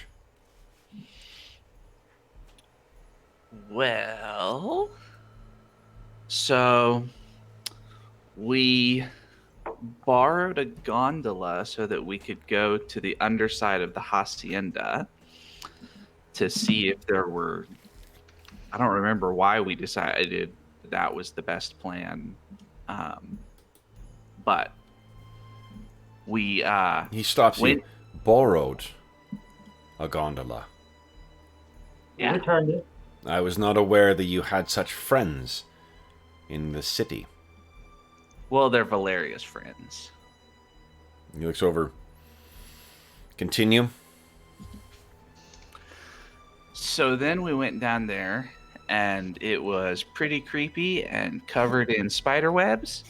And we found Keela inside a room with a trapdoor that looks like it leads to the inside of the tavern, right? All sort of spider webbed up and injured.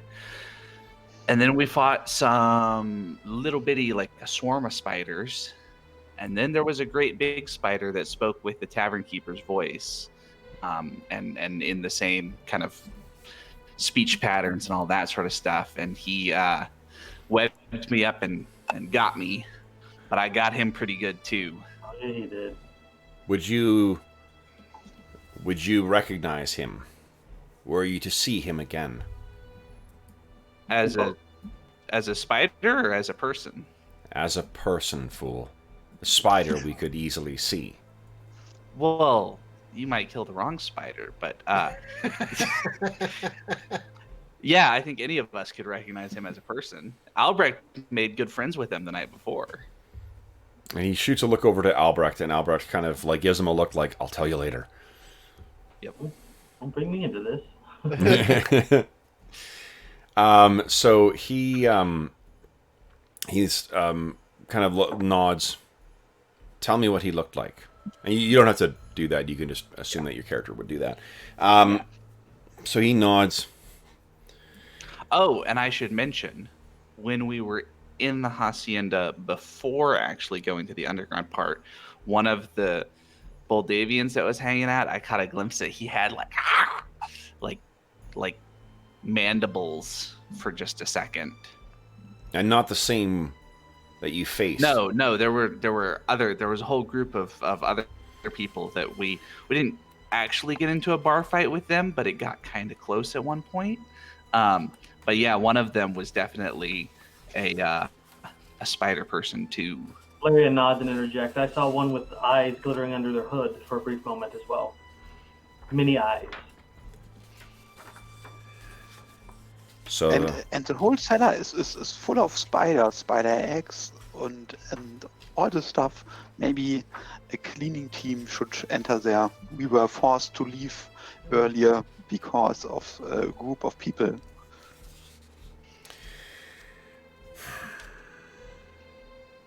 the Supreme Judge has dispatched the constabulary to deal with this. But the Special Police will want to discuss this matter with all of you. The fact that such a thing could infest the city under the nose of such careful scrutiny is troubling, but such is their threat. You will meet with the secret police tomorrow. Classes will be adjourned until they have concluded with you. You may not return until evening. But, young lady? The guards on the enter of the school, they told us that we have some kind of thing that we can enter. Is there something like this? A passport or something? Oh yes, identification. He turns and looks. Identification. It is customary for students to receive their Amulet of Entrance in their first day of class. I somehow skipped it. Yes. Somehow. And he kind of looks at all of you. And then his anger sort of subsides. But the constabulary and the Supreme Judge deigned that I express my gratitude, or their gratitude for you. And 1 second here, I need to get his name again. I know his name is Vlogdoen. I think it's not. Vlogdoen is someone else. It is, unless you guys have concerns about my memory, there are approximately 100 NPCs that are identified in the course in the Marauders, Mages, and Masters section of this, which is awesome, but it's maybe not that many.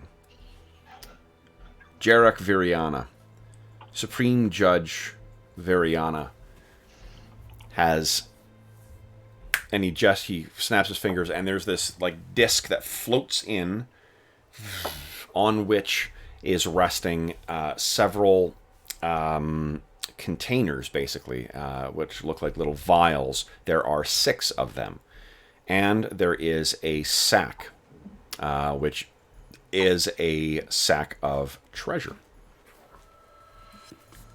So the disc itself drifts over to the table in the middle of your kind of common room, and then as soon as it hits the table, it just disappears. He says, "I trust you will make good use of that. See yourself at the Tower of Sighs tomorrow at dawn. We will. Eat before. The special police have been known to be thorough. Good night, students." And Good night. he turns and leaves it for you to kind of close the door. So, each of those vials is actually a potion of lesser healing. Ooh, cool. So you guys each have access to a potion of lesser healing. Okay. And I'll tell you how much that heals in 1 second here. It should be a D6 plus 1, I think. No, that's the elixir you're thinking of. Oh, so a D8. Yeah, okay. these are potions. Yeah, I can't remember if it's the lesser is D8 or it's 2D8. Because there's minor, here we go. Lesser is 2D8 plus 5. Wow. Yeah. Wow. Well, it's no small thing that you guys uncovered there. And then the treasure is... Give me a sec here, guys. Is it double brackets to make it roll automatically? Yeah, Square brackets, yeah. Double square brackets. like that. There you go. Like that. Excellent. Cool. I'm not taking it. I want it to... Yeah. I'm adding what we got in the character notes so the people who aren't here can look at it later. Sure. You said D8 plus 1? 2d8 plus 3, or 5. Plus 5. Oh. So within the coin purse there, 1, 2, 3, 4, 6. So it'd be 24 gold pieces For everyone or in total? in total. That's 4 each. For It's- each. Okay. It's probably in Galantri and ducats, which would be silver pieces. So it is a bigger and more impressive kind of loot rather than just a stack of, 24 coins. But yes, you guys now have, each of you will have another 4 gold pieces. I just threw 40 extra SP in there. Just Sure, yeah, the SP is seems like the more, like, it's what you would use to buy stuff rather that are, like, smaller purchases. And the recommendation they actually made for converting older stuff is just assume that anything that's got a GP cost, assume that it's an SP cost instead in PF2. All right, so, anything else happened that evening, guys? we didn't get our amulets of entry, did we? Oh, yeah, they are in amongst with the, Okay. what do you call it thing. So you guys do have your amulets of entry as well. So you will need to attune those to yourselves tomorrow morning. Have we been instructed, like, to stay here and not do anything, or are we free to do what we want at this point? Well, it's the evening. What would you want to do? To buy myself some armor. Oh, yeah, you can't go out. There's going to be nothing open in the evening. Nothing open in the evening. Okay, that's fine. It would be bad form as well to be, if you're a student, like, you wouldn't be wearing armor going to classes. You would... Not even the padded stuff that's super comfortable? It's not padded, super comfortable. Take a look at what padded armor looks like. It's not like clothing.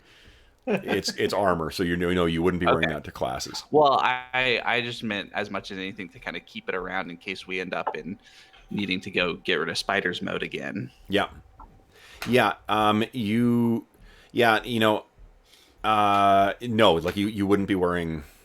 You certainly wouldn't be wearing armor to this. You could probably go tomorrow after the, assuming you finish up with the secret or the special police, with with adequate time.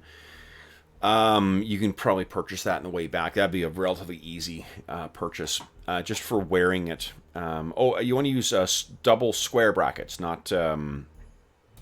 Okay. Thank you. Yeah. Like those. Thank you. It's warm. Boom. And that's how... Yeah. Okay. To double square to open, double square to close, and then it should work. Perfect. Yes. All right. Okay. So, morning comes, and you guys are making your way out. You will have to catch a gondola to get to the Tower of Size, and as you do, you can see that there are, boats with the black, cloaked and black masked constabulary making their way out into the days. Yeah, go ahead. Can I do something before we leave? Sure. I want to cast an alarm spell in our room. Okay, sure. What's the, why don't you click on alarm? Let's see what the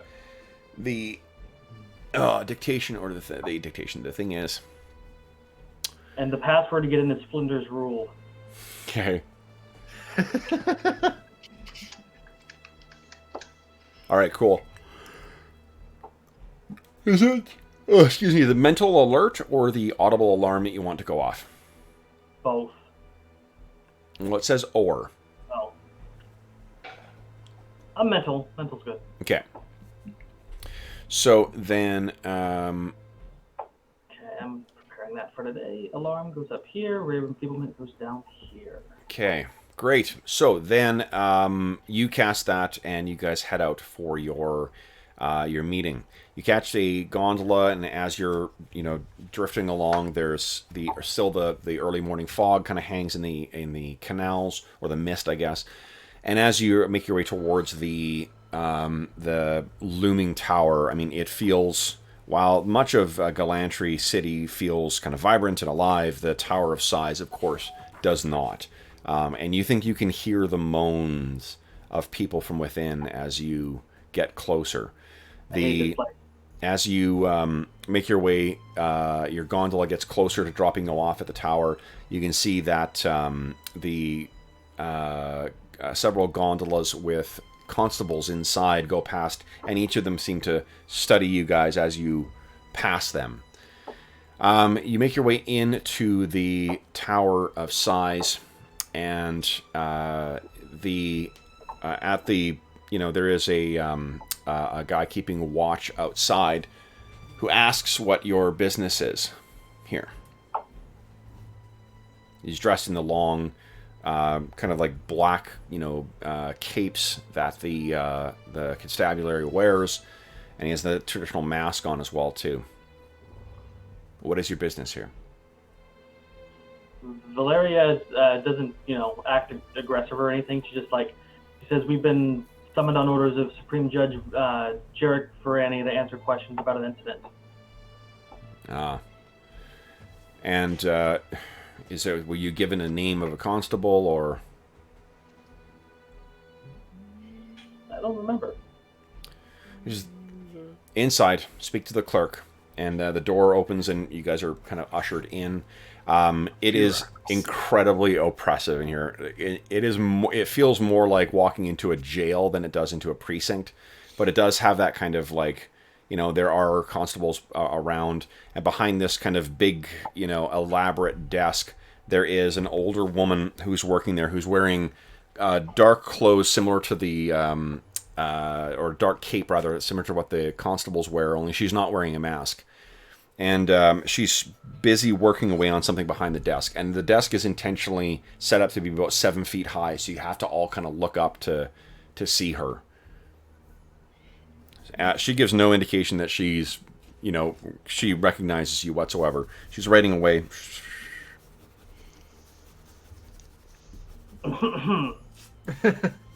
She looks down at you. Yes? We're here to see a constable about an incident. If you have an incident report, then take a form and fill it out. You can write, can't you? Well, the Supreme Judge thought it was important that we talk to somebody, so... Oh, the Supreme Judge thought you should talk to someone, and who's that, then? The Supreme Judge? Surely you know who he is, right? You have no indication as to who you're speaking to, young lady? I'm sorry, no. My You missed the name. words got ahead of me. She leans forward. She says, "And you are aware, belligerence to the constabulary is an offense." She just doesn't say anything because it feels like a good time to be quiet. You can see this grin starts working its way up this old lady's face, too. I take that as a yes. She gives the most imperceptible of nods. What are you here for, children?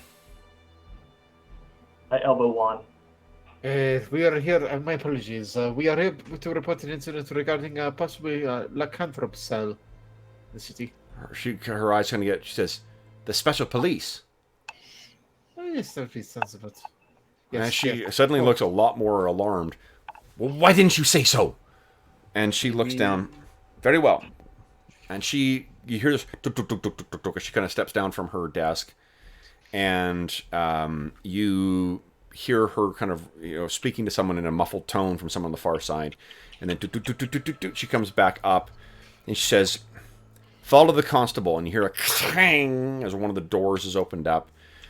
And this heavy iron-shod oak doors is cast open, and one of the masked constables gestures for you to kind of come in. And they don't say anything. They just gesture and wait for you to go. I go. Okay. Larry follows. So each of you, you go in, Juan. Each of you one at a time, I take it, follows in afterwards. So you're led through this, and you go down, some corridors, down some stairs, and there seems to be an unending series of gates that you're making your way through, as you're being led deeper in here. You know you've gone down at least 3 sets of stairs. You can hear the sounds of, cries from elsewhere, deep within the bowels of this structure. You pass at one point the 2 masked constables dragging along a suspect who it appears like perhaps either something small has taken tons of chunks out of this thing's flesh, or bits of flesh were taken off of him. And he's escorted past you guys, and then you're finally led down into this large waiting room. The door opens up and you're led in. There is a simple bench that runs along the sides of the walls, and there's no windows. There is a single door leading out of here, but it seems to be as heavy and as solid as the others. And there is set into the wall, there are basically magical lanterns that seem to glow with power. He gestures for you for you all to go into here. And this is the kind of room where it is far too oversized, but it feels too big for how low the ceilings are. Like it has a distinctly oppressive kind of feel to it, which this whole structure seems to have. You're led into the room, the door closes, and you're left alone. And you're left alone for about an hour. Well, this sucks. Yeah. What have you guys been doing to kill time? I don't think I think Juan would have brought anything to divert himself with, so he's just gonna practice with his rapier, I guess. Well, I think your weapons would have been taken. That's right. They probably doesn't have that either. Yeah. I think this will offer to arm wrestle anybody. A wizard has weapons, even though they take physical ones. So I'll arm wrestle just out of sheer boredom. Okay. It will be difficult to arrange that. There's no table in here, so you guys are doing that predator thing where you're clapping arms together and like. Ugh. Yeah. Although my arm looks a lot less impressive. So at an hour in, where do we see our heroes or our students? the Doovie is like casing in one part of the room, just the hands behind her back, just clack, clack, clack, clack, clack, clack, clack. Okay. And what about Angus? Where do we see him? probably kind of he's basically standing there, arms crossed, just completely still. Okay. How about Keela? Keela is sitting on the ground and put out her spell book and is reading and just marking the eyes with some flowers and so on. Nice. And how about Juan Juliano? Oh, I've seen when he's arm wrestling. He's there rubbing his arm afterwards. Oh, Yeah, exactly. He's rubbing his arm. You're so strong. this was a terrible idea. So, and that's when you hear a chonk as the heavy lock is thrown on the room, the door leading not out of the, what do you call it? Not out of the, into the hallway, but deeper in. And then the door slowly kind of goes open. And what you see walk out is someone dressed, imagine someone dressed kind of like a medieval plague doctor. But instead of having that long crow-like, mask on, or maybe they do. But the crow-like mask is actually a bone white in color. And it has completely white gloves on as well, too. Otherwise, long black. There's that extra drape stuff over the shoulders. There's a big, elaborate hat on. And you hear a voice speak that seems oddly and obviously magically altered, so it sounds like neither a man nor a woman. It has that strange, almost like, magical auto-tune quality where it sounds almost like either. And let's see who's going in first. Keela, Irawan. Okay. So I take my book and This figure gestures in one direction as if like you should follow. yeah, I follow. So you walk through, and you find as you walk in that there are... this leads down a short corridor, and then around a sharp corner to the right. The door closes, boom, clunk, and locks behind it. And none of you see what happens.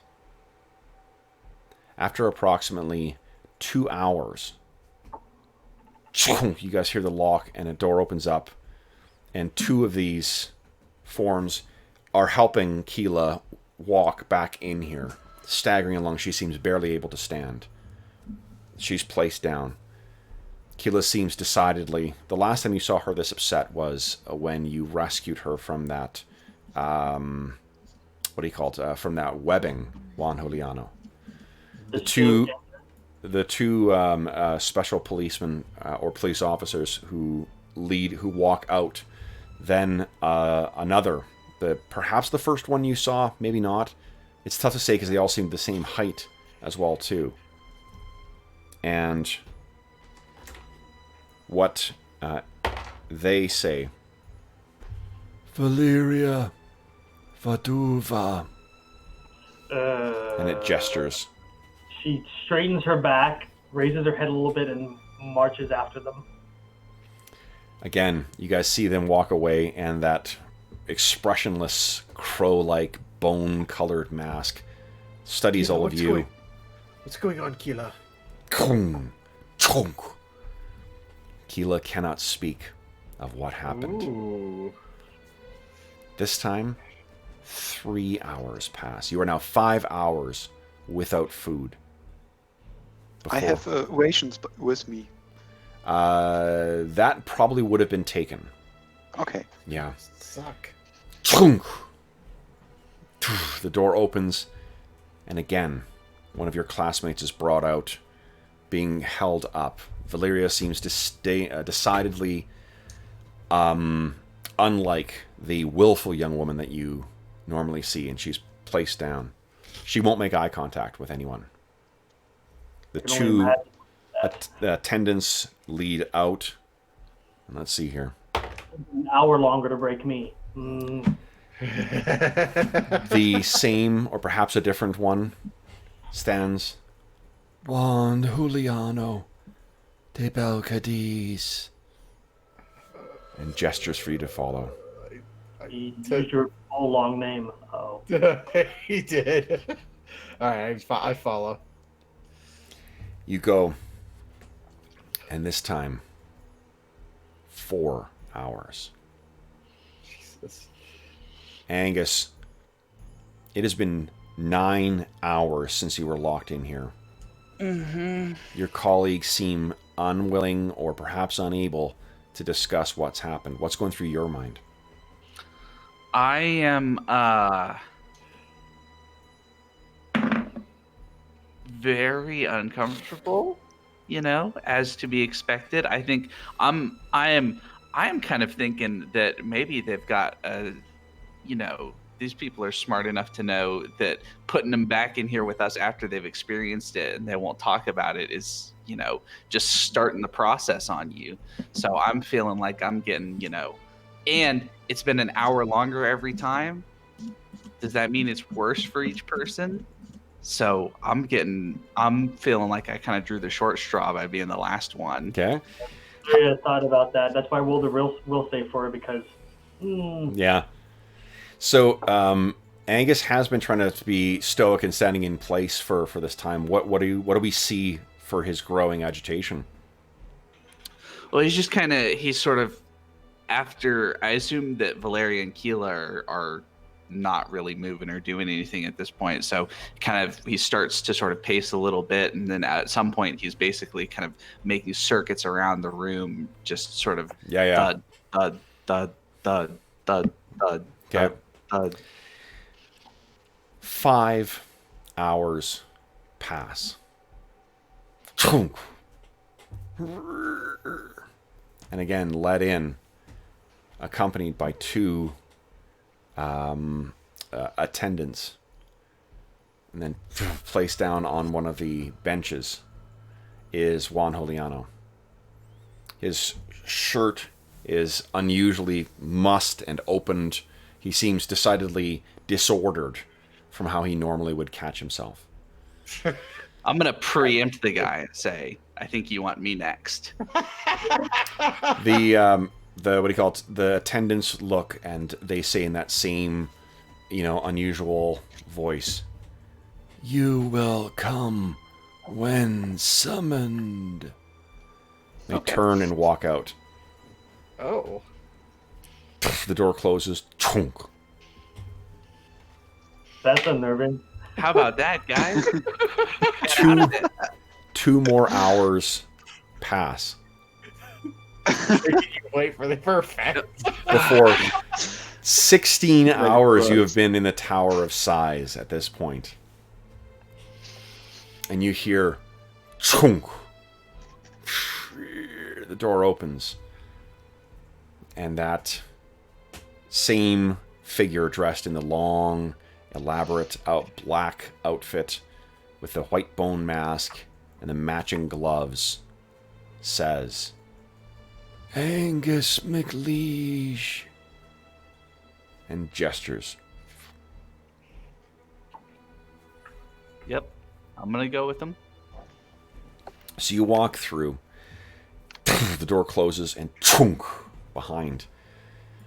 You can see that there are the 2 attendants that you've seen go in and out are at the far end of the hallway. And you hear that masked figure next to you. Walk. Yep, being cooperative. Okay. So you walk, and then what this does is it leads down a hallway, and then takes a hard right. And it's a very narrow hallway, very low. You can almost feel like your head is brushing up against the top. Give me a perception check, will you? Let's see. Okay. So you're making your way along and trying to... I mean, these walls are nondescript. They're like some kind of dark, either dark gray or black stone. You can...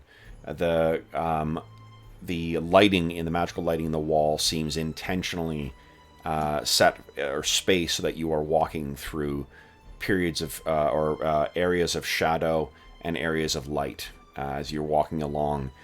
And suddenly, as you take the turn around the corner, it goes down, and then you hit a point where stairs begin going down, and they seem to go down for maybe 10 minutes, Down one flight, turn, down another turn, down another turn, until it finally leads to a door. And the attendants have been walking ahead of you. They walk up and they tuk, tuk, tuk, they rap on the door. And you see the door opens and there's another one of those masked figures within. Seals it. The door opens. And within there is light. Flickering, bluish light.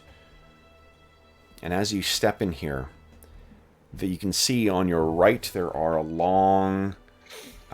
there's a long table with a bunch of implements and magical unguents and containers that have things that may be best described as combination of some kind of slug and some kind of sea creature bumping up against them.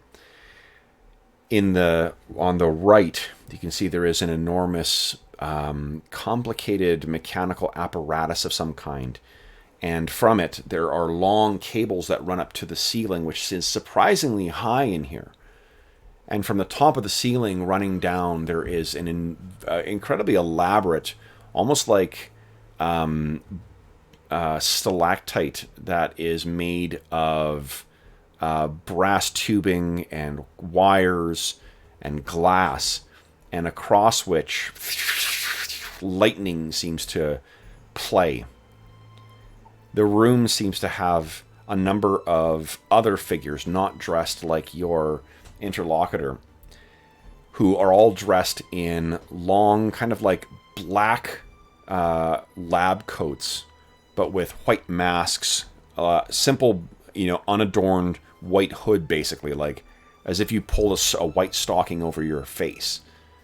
And they seem walking away. And then as you're looking, like, is it that their faces are made of some kind of wet leather, or is that their skin? And in the center, located underneath that mechanical stalactite, is a chair. The chair has thick, worn leather on the seat and on the back, as if hundreds, if not thousands, have graced this seat. And you can see there are large manacles to secure the person in there. And it appears that there are wires running from that left side up towards this chair. "Sit," says your interlocutor from behind you. Are you sure we have to start with the chair? They all sort of stop, like all those faceless things kind of stop and all turn to look at you simultaneously. Apart from the sound of the lightning playing up and down that stalactite and the hum of the machinery on the left, there's silence in the room, as if waiting for you to reach the conclusion. Okay. Yep. Chair it is. So you sit down in the chair, and you realize as you sit down that there are the manacles themselves. To sit down, there are armrests that you can put your hands over. There are also, it appears that there are ways to secure your feet, and even one at your waist. So you sit down within there, and then those faceless minions or faceless attendants make their way over and begin securing you. Securing the manacles in your arms, running a leather strap across your chest, hooking up all sorts of bizarre things and contraptions to your body. And as they're doing that, as they're getting in close to, one of those faceless things with that wet, leather face, completely featureless, apart from the vaguest suggestion of eye sockets and nose, leans in, and you can hear this.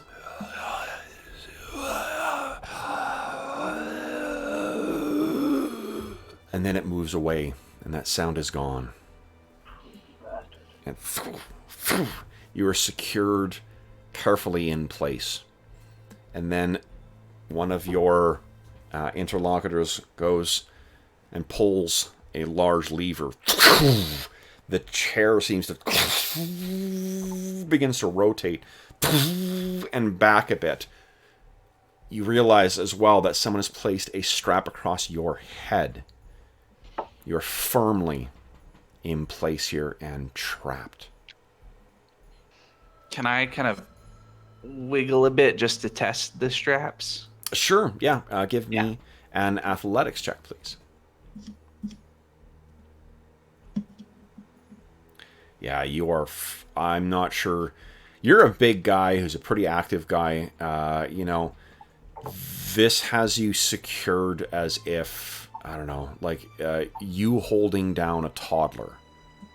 Yep. This is so strong, and the metal is cold, you know, and the faceless attendants are all kind of doing their thing, and the each of the what do you call it? Each of the special police, you know, inquisitors, each has gone and collected a book of some kind, and they bring over, and two of them have these big long. It's like an elaborate kind of like, you know, the kind of medieval, you know, keeping notes kind of thing, more like a folio than a book. Opens wide open, and they've got quills ready, and both of them with their weird featureless or expressionless faces, with their large bird kind of noses, both turn towards you. And once you stop and find yourself facing directly up at this thing, you hear again, and from the ceiling, these low, narrow tubes begin lowering down towards you. Lightning begins playing through them. They stop, and then the smaller one comes from within, closer towards you, stops, and a smaller one, getting further and further down, as if enormous, oversized needles making their way down towards your face. And as they get closer, you hear that same voice.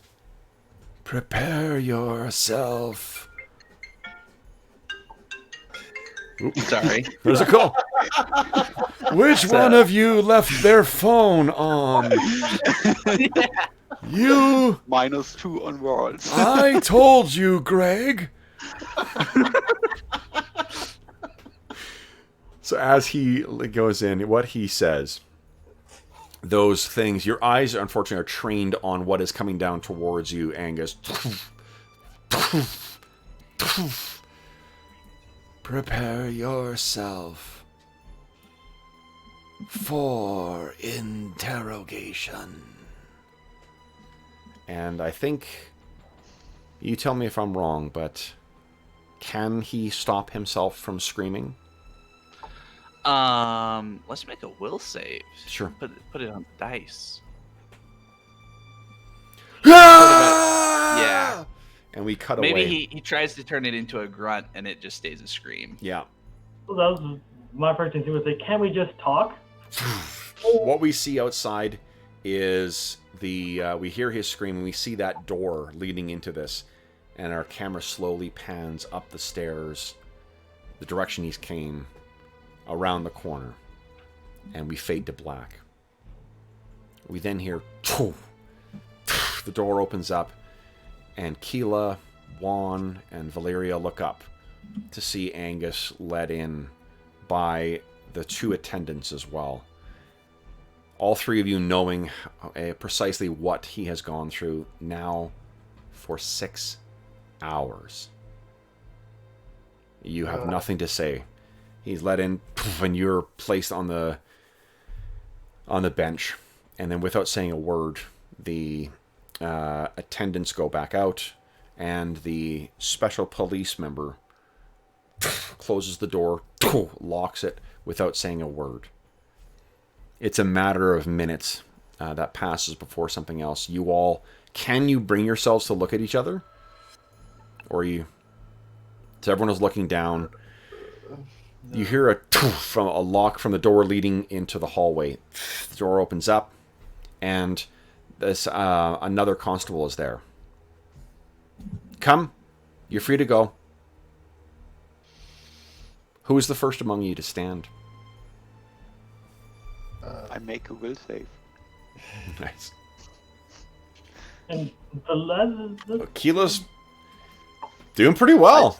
I stand up, grime at him, and Okay. Yeah, So was that Valeria stands up as well. So Okay. yeah, I'll stand up.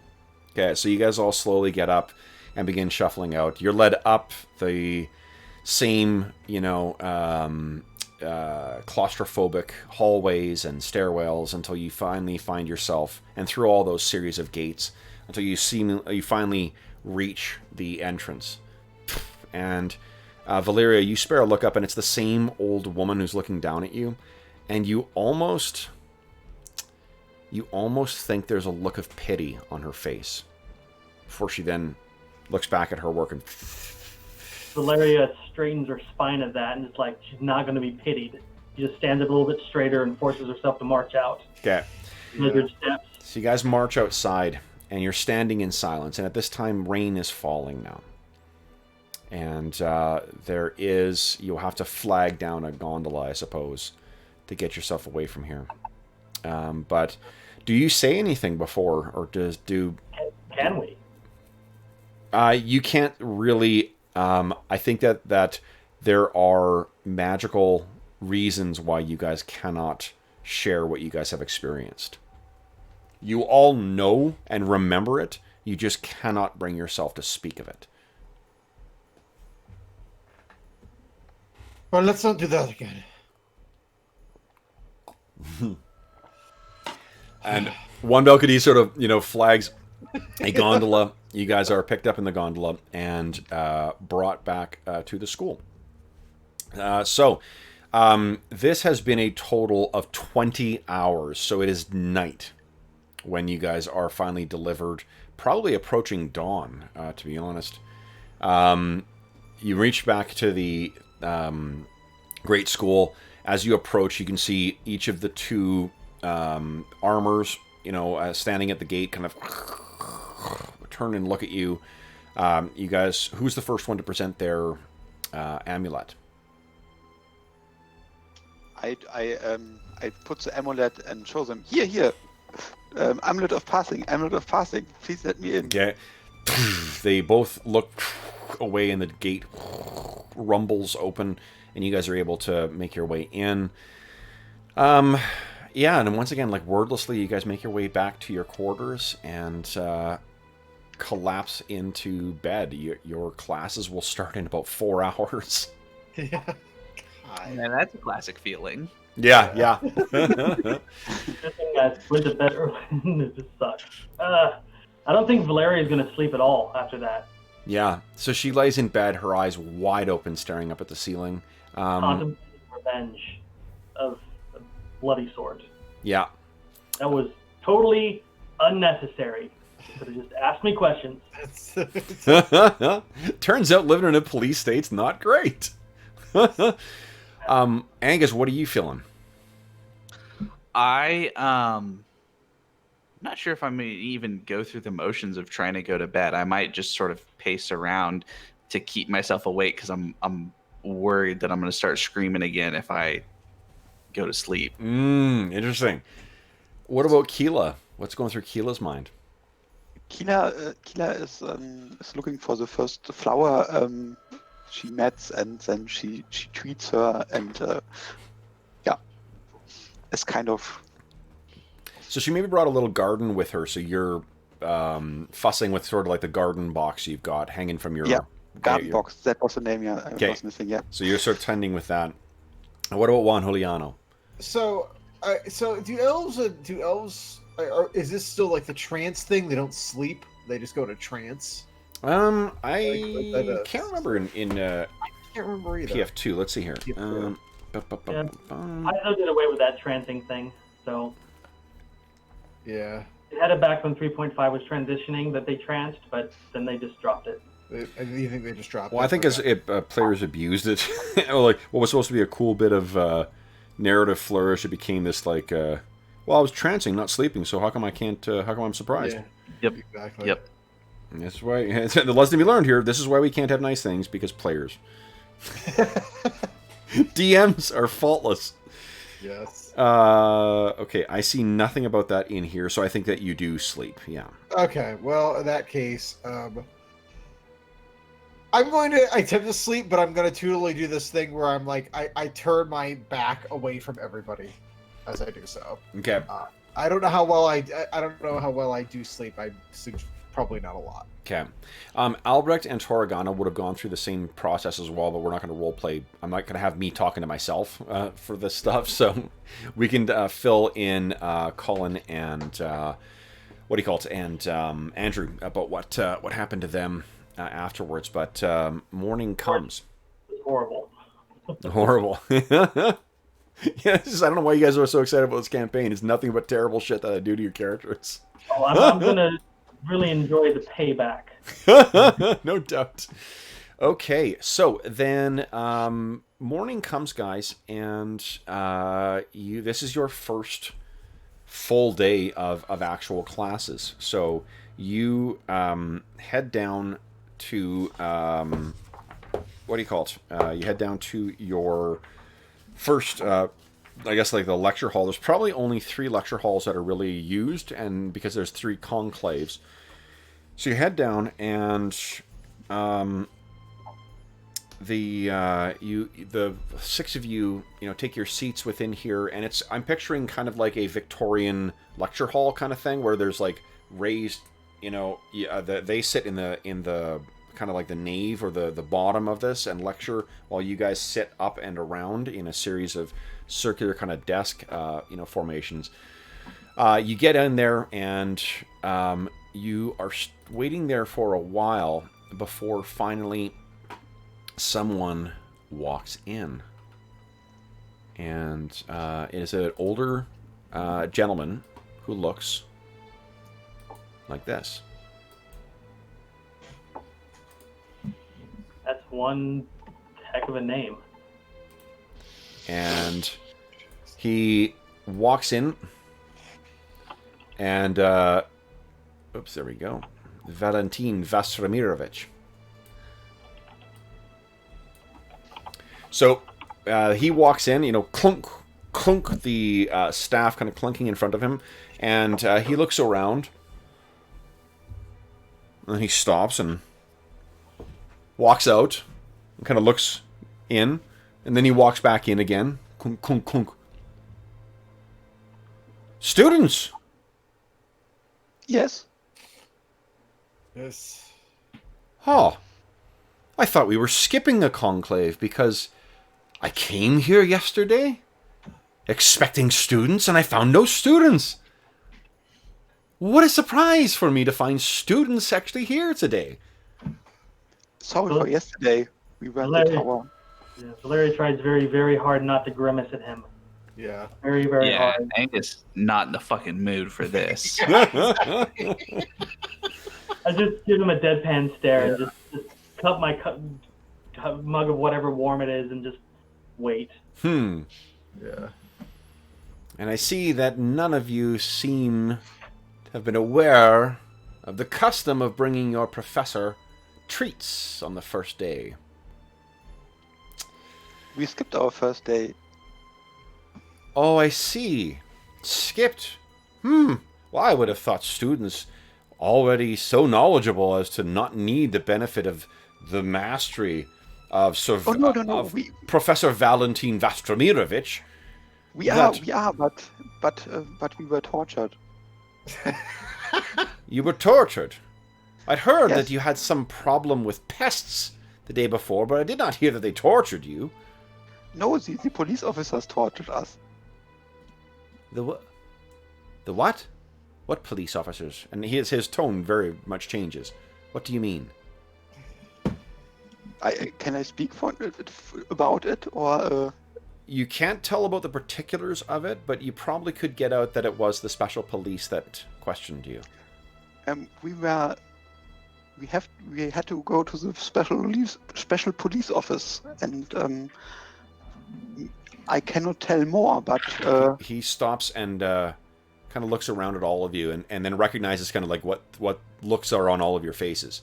Yeah. He says, the special police, the special constabulary questioned all of you.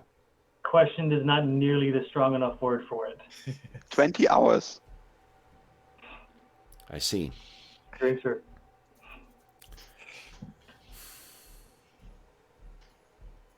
And you can see he's like, it's hitting him, and he's trying to, change gears for how he was approaching this. And he says, I was not aware.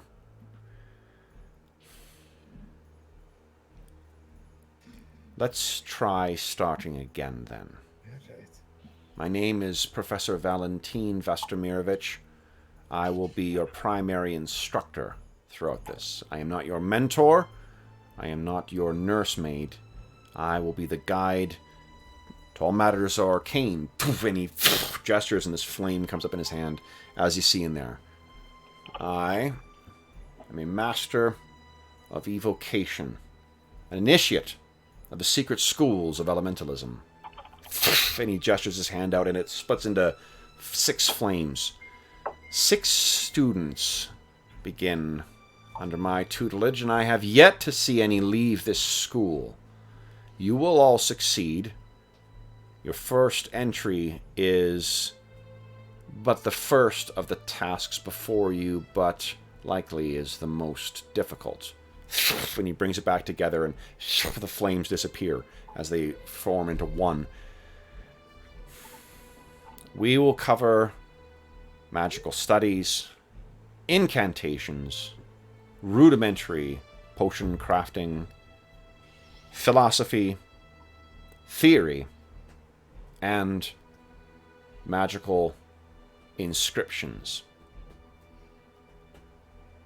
You will make use of the school's library, and when necessary, access the library in Glantri, though any fees associated with such will come from you. Your days will be regimented, and it is to ensure that young minds such as yours are placed on the right path. You do not simply undertake the studies to learn. What you will be learning is more than mere trivia. It is the power of the universe. Nations may tremble from what you learn from here.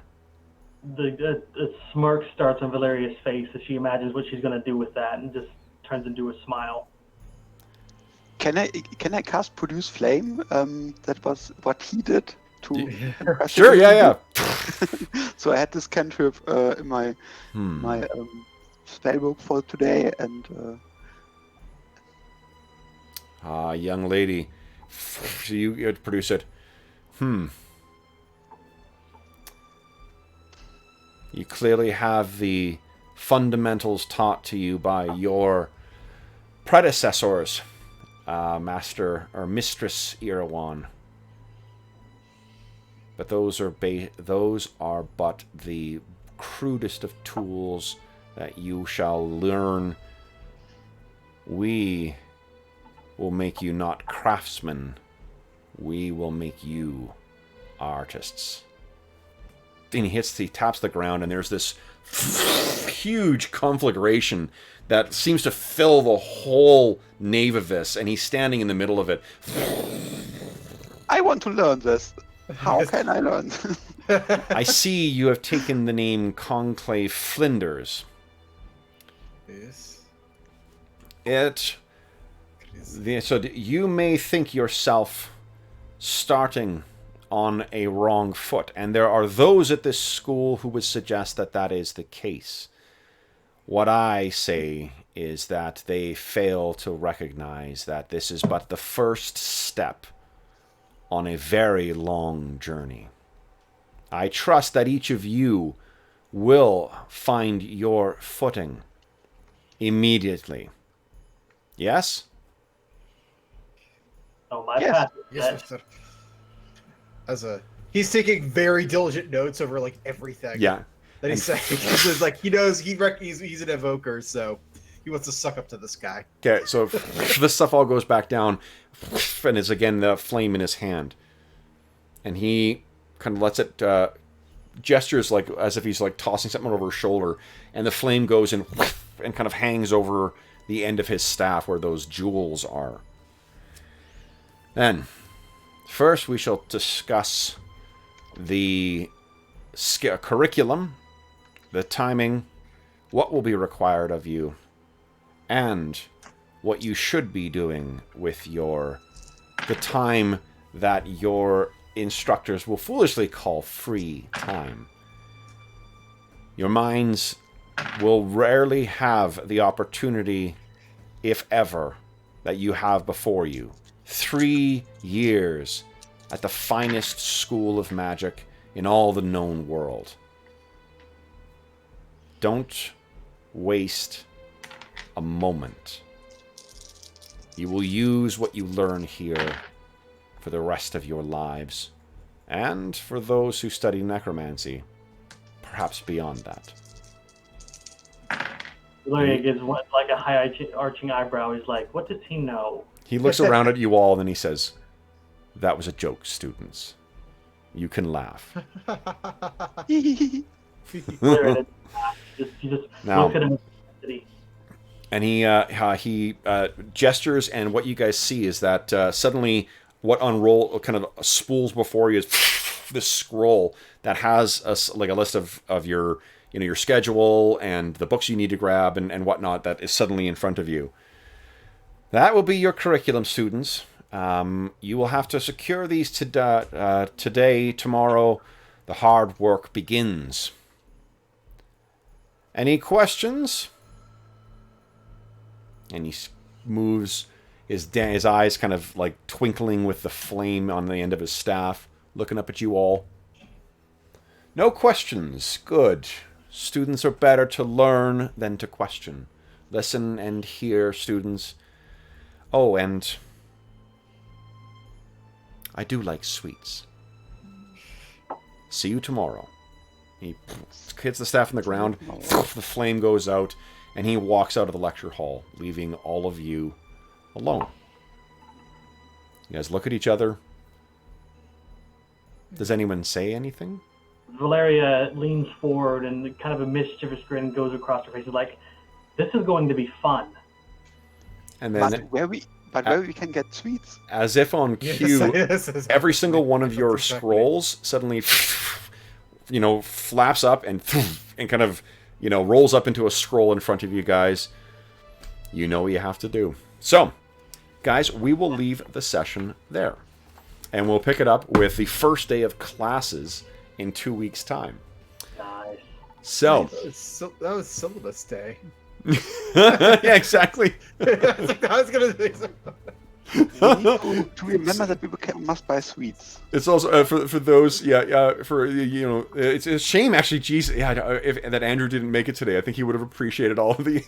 Syllabus day. Yeah, he's a professor. Okay, so for those listening at home, thank you so much for joining us for episode 4 of the Great School of Magic campaign.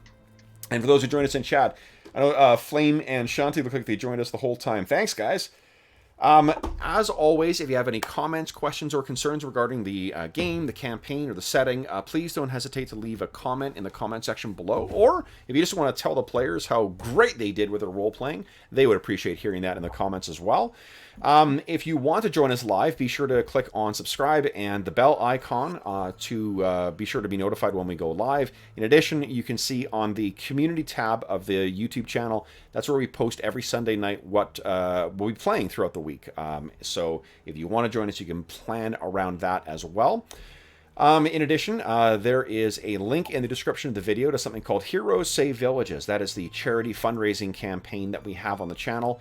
We don't monetize the channel in any way. We don't run ads. We don't run a Patreon. If you are inclined to toss any Gallantrian ducats in the direction of the channel, I'd encourage you to click through and learn about the rewards that are available for the Heroes Save Villages campaign, and to learn about SOS Children's Villages International, the charity that benefits from any donations. It's a terrific organization active in over 130 countries that provides advocacy and support for over 80,000 orphaned and abandoned children around the world. It's a really great organization, and what gamer does not want to save a village? I don't want anyone to feel obligated, of course, but if you are inclined to toss any finances in the direction of the channel, that's what I would encourage you to do, is to consider donating to SOS Children's Villages International.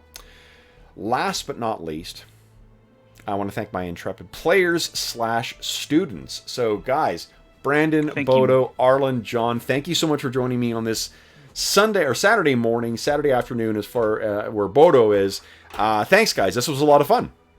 Thank you. Yeah, you forgot victims in your list, but you know. What's that? You forgot victims in your list. I'm traumatized. Yes, really.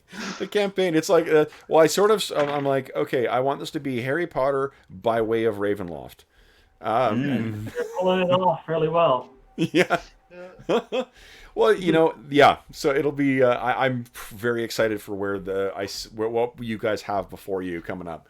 There's all sorts of. The fascinating thing about the Glantri setting is just how many things are going on. It's it's an incredibly rich and detailed setting with all sorts of crazy magical, threats and conspiracies and shit like that. So it's a pretty awesome setting, and it's a great backdrop for, the student stuff that you guys will be going through, plus whatever your personal motivations are as well.